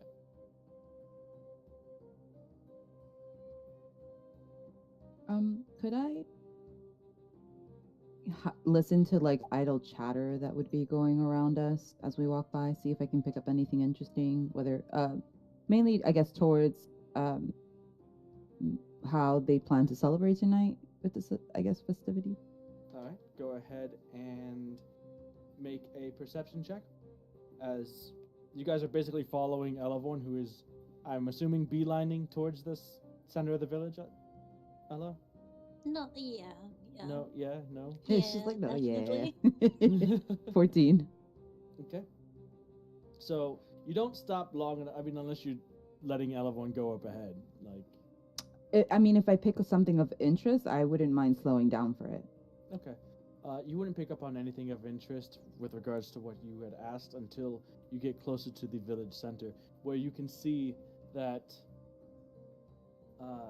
driven into the ground are two large poles that end in a Y, like a sort of Y shape at the top, where the thick branch that you had affixed Fenrir to is placed between, and there in the village center, in the middle of the village, is the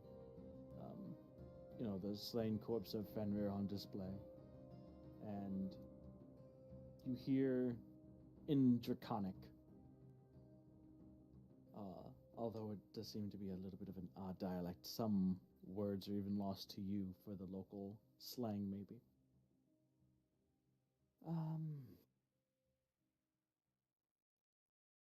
A couple of the warrior dragonborns talking.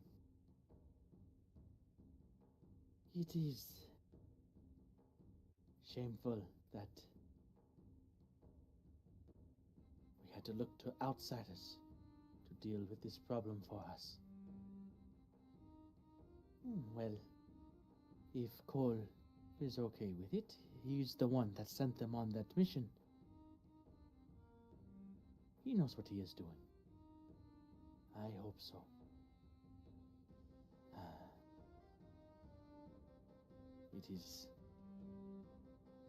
It is this that will divert Tyr's gaze from us. No. Again, it is Cole. Cole did this. And if Cole sent them, then how could it not be the will of the gods? I suppose. And they begin to head off and continue their conversation, but get out of earshot of you, Era.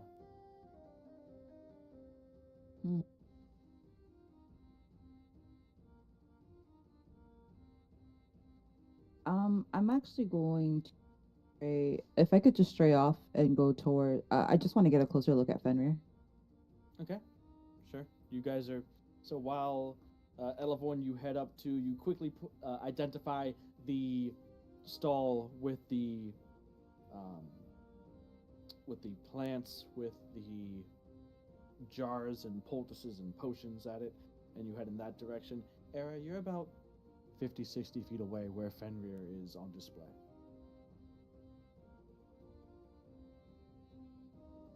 Is anyone else nearby? Like, either watching or...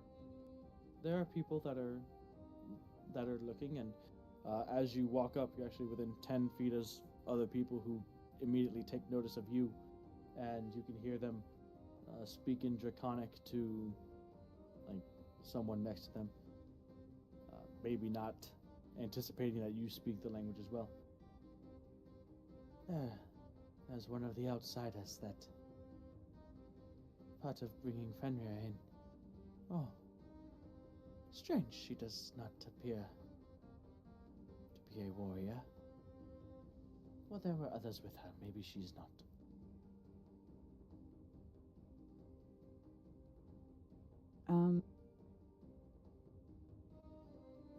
I'm gonna look at them and then just bow my head slightly and smile. They smile and nod. I will approach them, but in Okay. common, hoping they understand. Sure. So, what were the crimes exactly of Fenrir? Did he often terrorize your home? I'm not sure if I would call them crimes. However, by its nature, it did make life for our people particularly difficult. Driving off herds of game and as well as attacking our bands of hunters as they went out.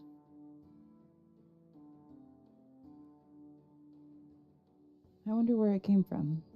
It seems to be the only one that was unique amongst the other wolves that were with it.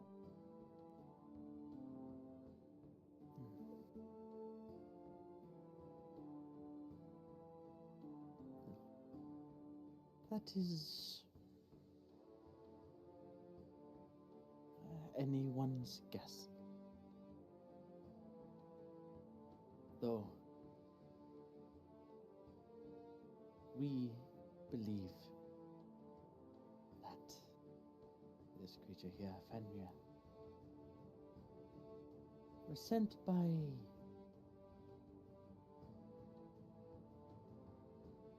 the gods to test us, perhaps, to try us in battle, test our resourcefulness in overcoming hardships.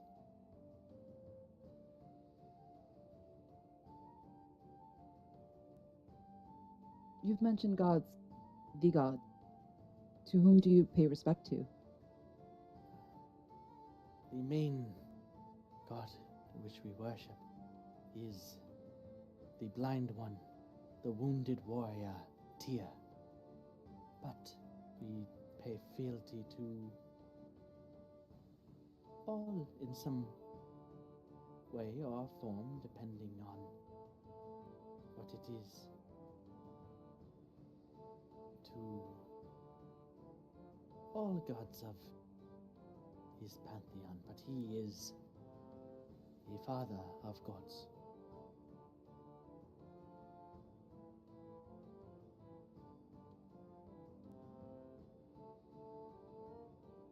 Thank you.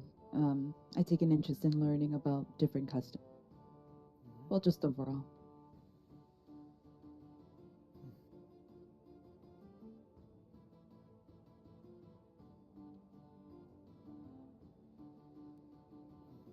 So, anything else?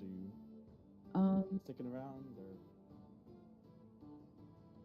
or I'll probably thank them and then head my way back and look for Neri or Ella. okay?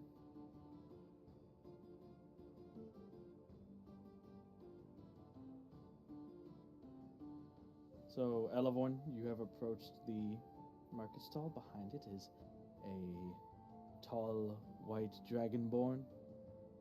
You note the hand axe on one hip and the hand drum on the other.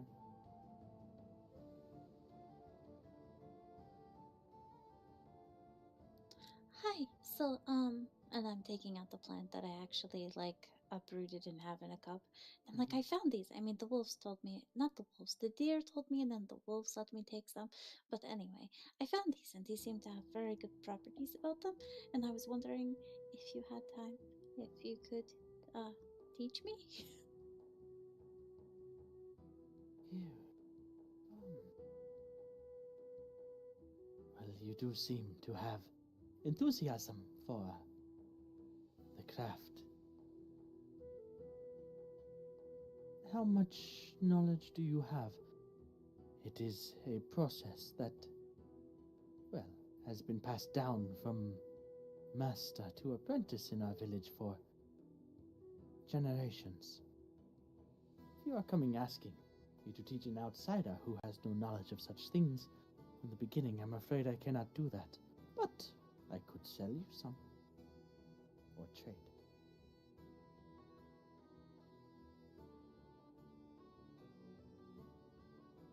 Well, all I really know is that the animals eat it to not freeze, and that the plants themselves, kind of like the cover of the snow, to grow.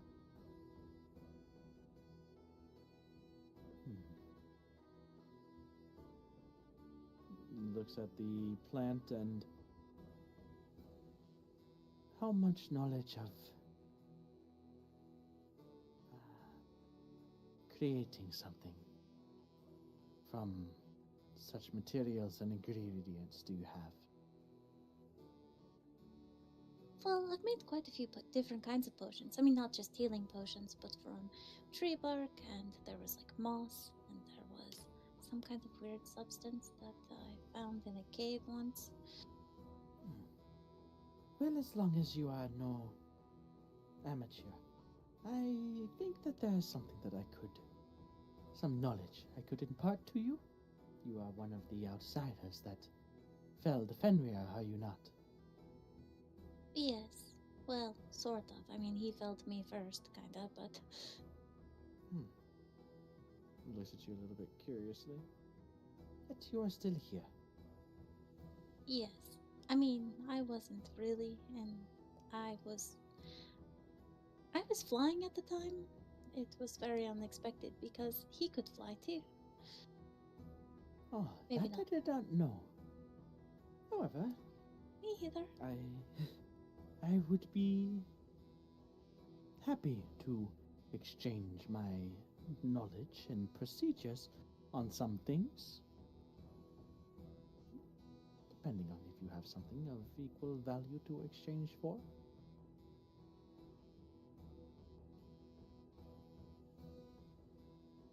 Well, I mean, do you grow anything here? I mean, I also have gold. If you want money, I have money, but I could help things grow. I mean, if I knew where things were growing here. Are things growing here? There are a number of things. I do grow some of these herbs and flowers closer so that I do not need to go out and scavenge for them. But, mainland money is, you'll find, is pretty worthless here. As we do not interact or trade much with those that use that money, it holds little value to us.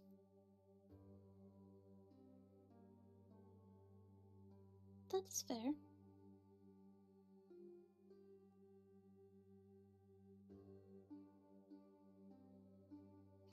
I mean, it will take me some time, but I can increase the yield of your plants that are growing. Like, anywhere within a mile or so.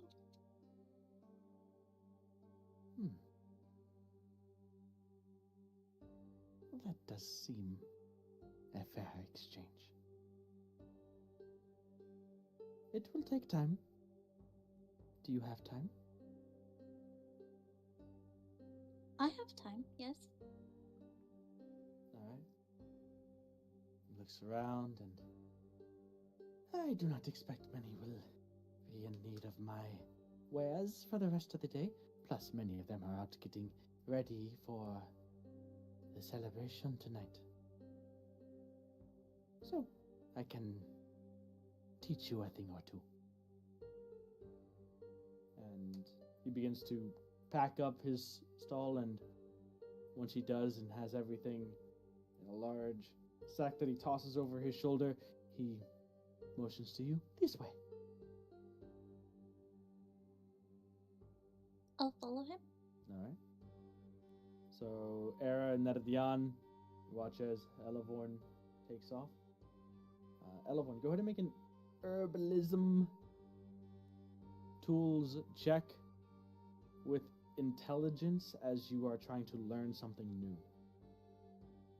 Now I'll make one for him as well, as he is trying to impart new knowledge to you.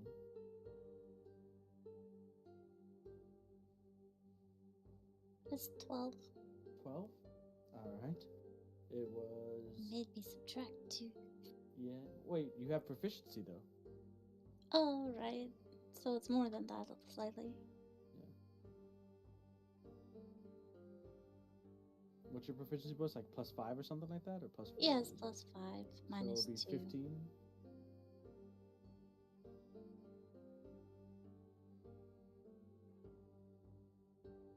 So 15 total, I think, right?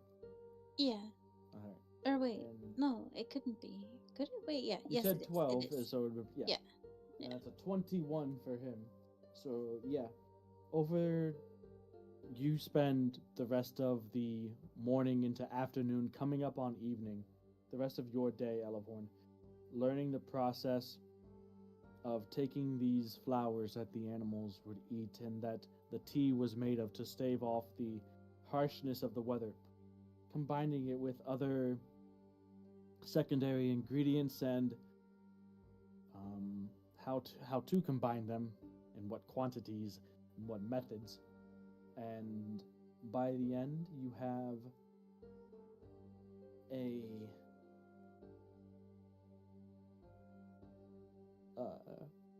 not quite done, as it still needs some more steps, but the beginnings of a potion. And in the vial, you can see it has this milky white liquid with these occasional blue flecks of let's see, like the spores of the flower almost are kind of floating and surrounding in this milky white liquid in the vial, almost like a flurry, like a snowstorm. It looks like the healer. It is basically done at this point. All you need to do is tend to it carefully over the next day or two. And as it settles, the full effects and properties of that flower will be extracted into the potion itself. It will protect you not only against effects of weather, but against any cold that should try to harm you. Basically, you have learned to make a potion of cold resistance, Elevon.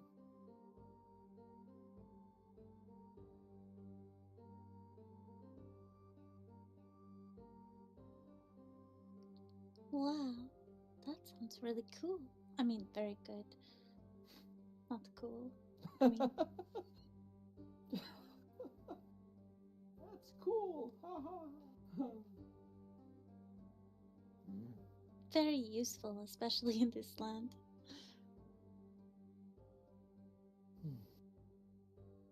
So, is this where your plants are, or Yes, I have them. I have a field out back for a while. They are a little scattered, as they are finicky in which soil they like to grow.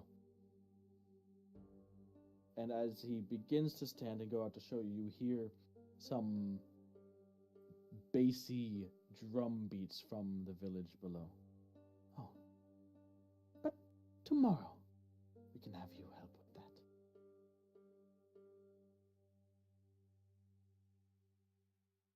The ceremony is beginning. I have lost track of time. And he gets up and begins to head out, opens the door, and we should go. okay. As you walk out, the chill of the evening air hits you, Elevon, the effects of the tea having worn off.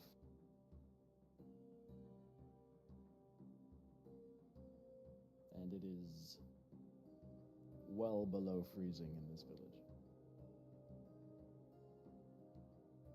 However, bit of timey-wimey magic nonsense. Is there anything else that anyone wanted to do prior to the ceremony? I wanted. Was there anything in the weapon shop that could have been of interest? So you could hear the pinging of the blacksmith from a while away. There wasn't a weapon shop here in the square, but you could follow the sound of the anvil as well as the black smoke billowing from the furnace and the exhaust of that to a small hovel for a blacksmith that is working on what looks like a longsword at the moment, partially complete. You can see him folding over the metal, hammering away, folding over the metal, hammering away. You can see some completed pieces behind him, a few swords that look to be of good quality.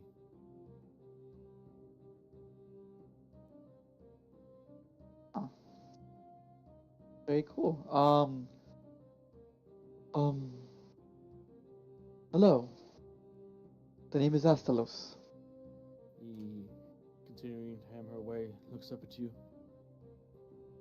Ah, welcome. I'm born. I can't help but admire your work. I've seen some of your weapons as I was walking by. I wonder if there's anything you have perhaps for sale, or... I have a few pieces for sale, yes.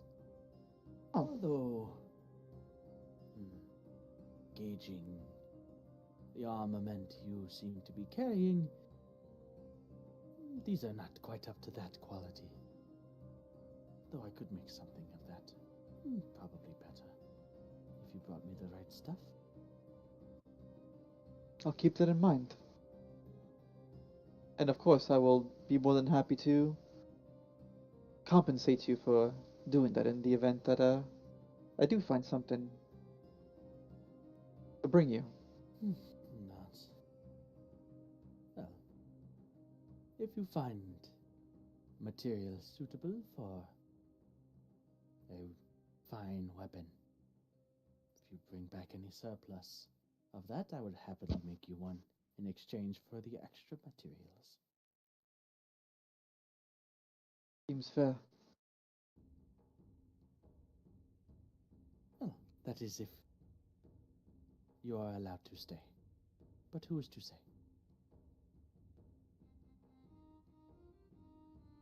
Good point. Regardless, it was nice chatting with you, and I'll keep you in mind. Dare watch you.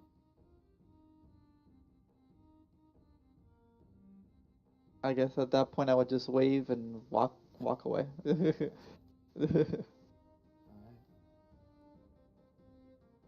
Daran, Nerdian, anything else? We're good for the evening. Would there be like somebody who makes jewelry or something like that? You can see that there are, along with the sort of tools and stuff like that, a lot of the jewelry here is crafted from bone. Actually, the majority of it is, if not all of it. Yeah, that's totally fine. But I would like to go and check them out and maybe buy something if there's something nice. Okay.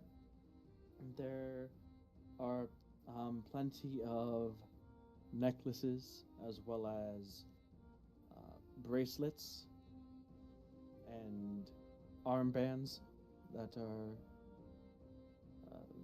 made of bone. You can see that there is a lot of intricate detail in the carving into the bone itself. A lot it looks like either runic or draconic or just various symbols that might escape you at first glance. You recognize some of the bone as being the same type and feel and color as the tusks and horns from those mammoth creatures that you had fought earlier. Others you can see have a more interesting, distinctive color to it. This sort of off-white, almost blue-white color in some of the bones as well. Those sound nice. The blue white ones. I'm gonna, if there's some of those in the armbands and bracelets, I'm looking at those more. Like, Okay. is- Yeah, there's a couple bracelets and one armband in that style. The woman who is watching over this and watching you closely as you are looking at it, apparently the artisan that has crafted them. You can see those blue-white ones are probably one of the more rare amongst the selection that you see. You have a good eye for nice things. Those were crafted from bones of the winter wolves in the area. oh, like the one that Fender is, or Not quite like Fenrir, the white ones. oh, that's pretty interesting. Still, yeah, it's I've never seen a bone like this, and though I haven't really worked with bone myself. Anyways, I do more from gems and stuff like that.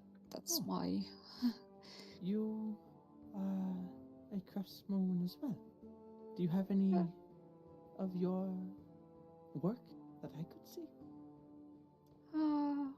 might have something. I'm gonna like dig around my back for a while, and maybe I will find a carved gem or something. Oh, okay. She looks at the jewel. It is beautiful. Thank you. It's, I mean, yours seem to be, I think, compared to this, so well, you're a more nice looking ones, I think. But Well, if you do think so, then would you like to trade? well, I was looking for something to take home for my mother.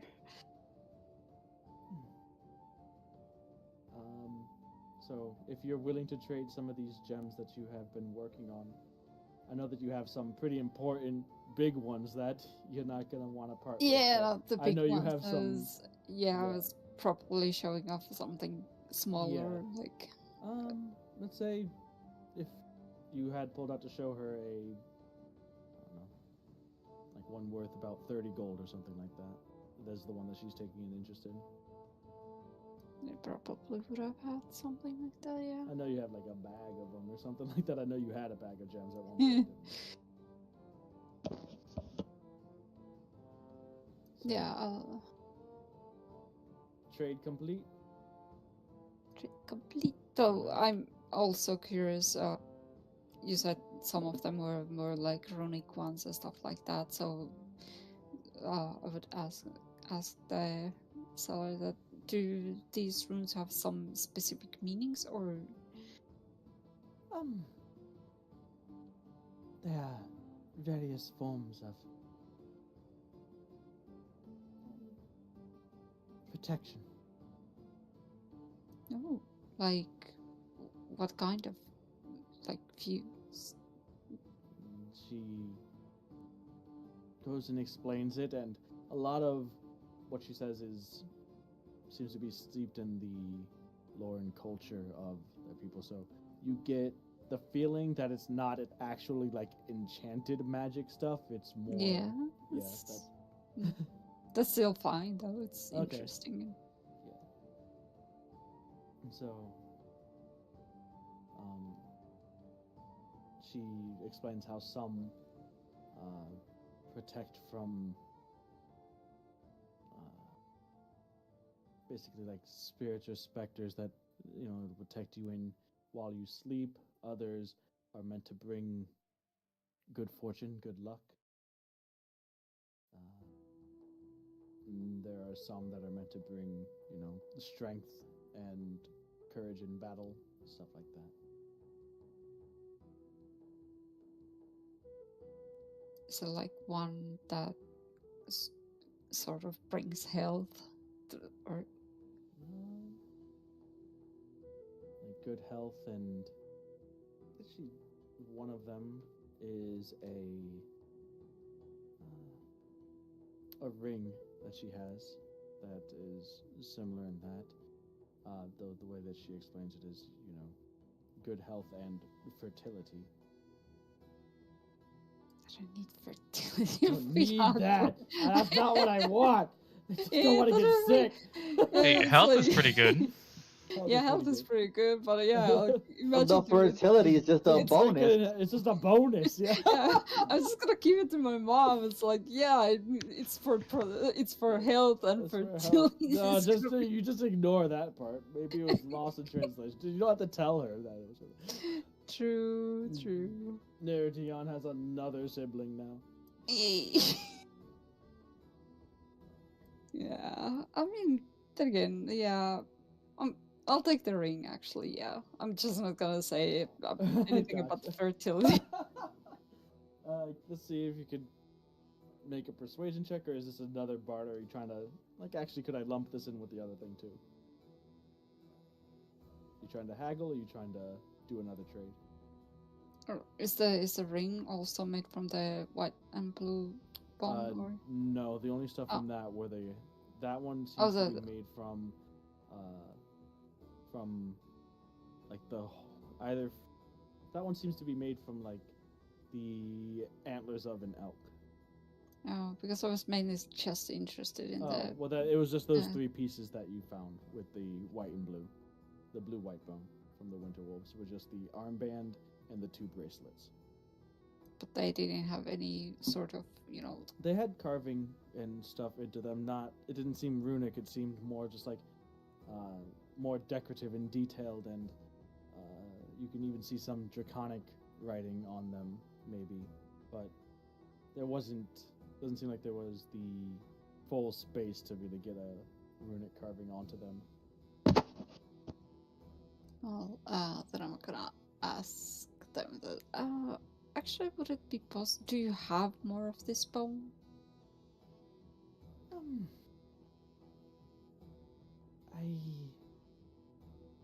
A small amount, though.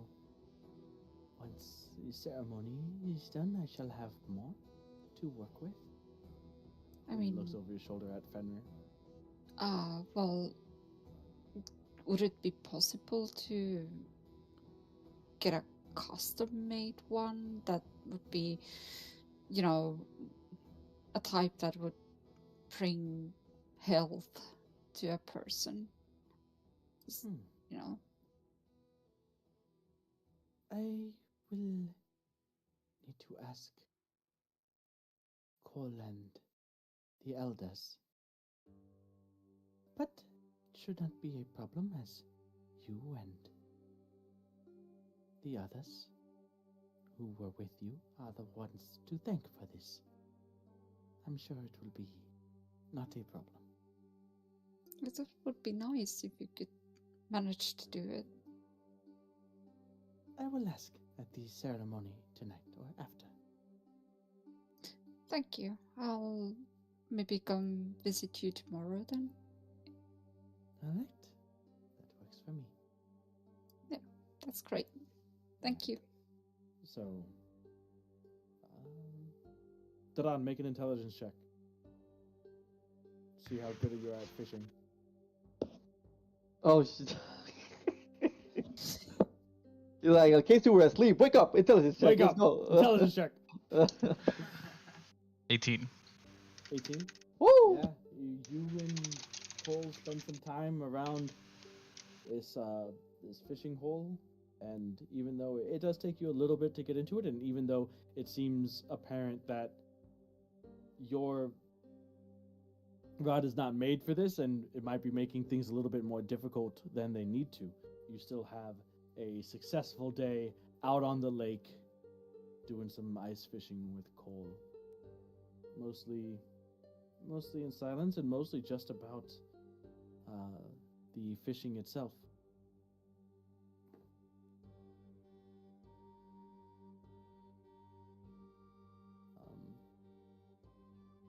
Anytime that you begin to sort of maybe stray into asking more specific questions or more serious type things, he pushes it off, and we will have time to talk about all of that later.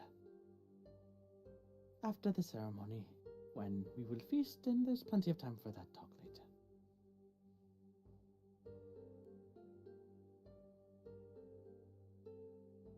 While we are here, we should enjoy being here. There's little more relaxing. As he just stays focused, concentrating on his line, and then pulls up his, like, 5th or 6th fish.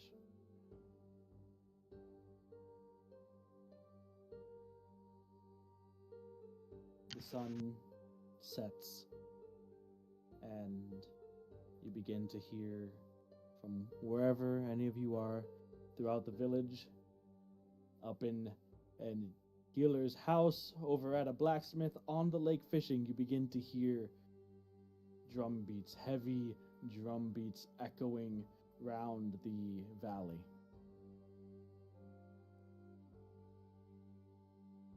Call to Durand. Well, it seems at this time I need to make ready. He gets up, takes the basket of fish that you had caught, between the two of you, and begins to walk back towards Fjordheim. And as torches are lit, as the large bonfire area in the center of the village itself is lit as well, illuminating the snow-covered village in orange and red light, you all convene, gather together, regroup, as the rest of this Dragonborn clan comes towards the village center as well.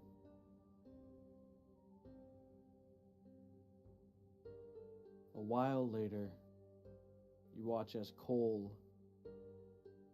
begins to approach. You can see him. His skin scales somehow seem even whiter than normal, and you notice that he's wearing some kind of powder or something over his body. The light from the fire dancing across his body, making his skin appear to be not just the white of his dragonborn lineage, but reds and orange and yellows.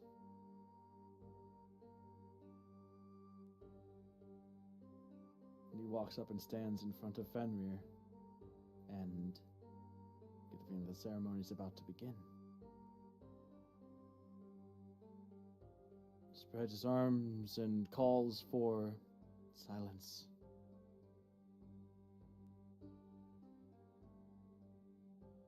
And we'll pick up there next time. Woo!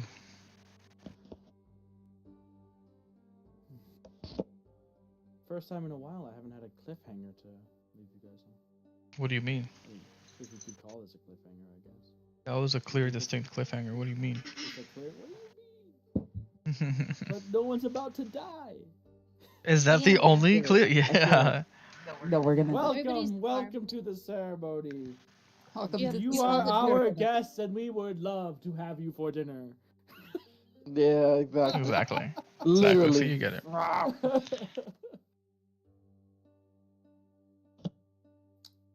So what's the consensus? Are they good? Are they bad? I think they're good. They Do you just think attack. they're They good? just attack Really? towns for fun. Well, good to a certain extent, obviously. I They mean, don't want money. What is Yeah. up with that? They don't want money. Why'd they rob the place? Why'd they attack Talandor? They don't want money. Maybe there's more tribes. Then, or well, they I they don't know. they trade. I thought that was just like a thing of like. Yeah, but it's been items. I don't think it's been with money. Yeah, no, they don't want. The No, I only know. that's offered money was Elevorn, and they're like, no. I think it's tribute for Pilgrim, so they can add to her hoard in exchange for safety. No, but then they would want money. But they did You- steal money. Well, I guess more money from everybody. Okay, I get you. Did you not hear what Arrow was told? You think they're good? What was Era told? Era was told they follow the god Tyr, the god of justice, who is lawful good. Oh, did I mishear? I thought he said Tia. Oh, Tia. Yeah, that's what I heard. Sorry. I don't know who Tia is. I only know Tyr. Is it Tia?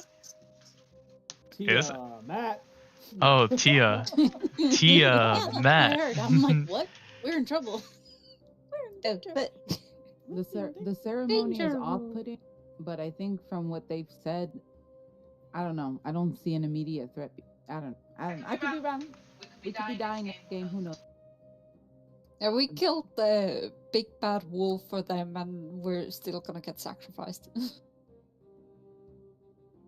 True. That'd be crazy. It's alright, we just fireball them. Let's go. True. Fireball the whole town. No, it's okay, guys. I have minis of them for representation purposes.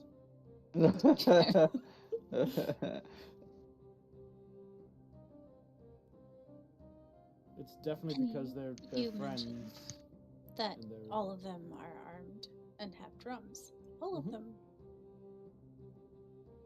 They just really like music. And they gotta have protection against wolves, you know? You know what I'm They're gonna well, hello, my lady here, Lord. Let's go, barbarians.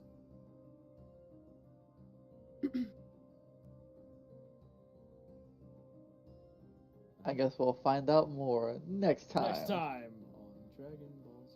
Alright. Good night, guys. Good night. Good night. Night. Good night. Alright, now it's just us. What? Now that it's just us boys. Ah, What's bueno, up, boy? alright.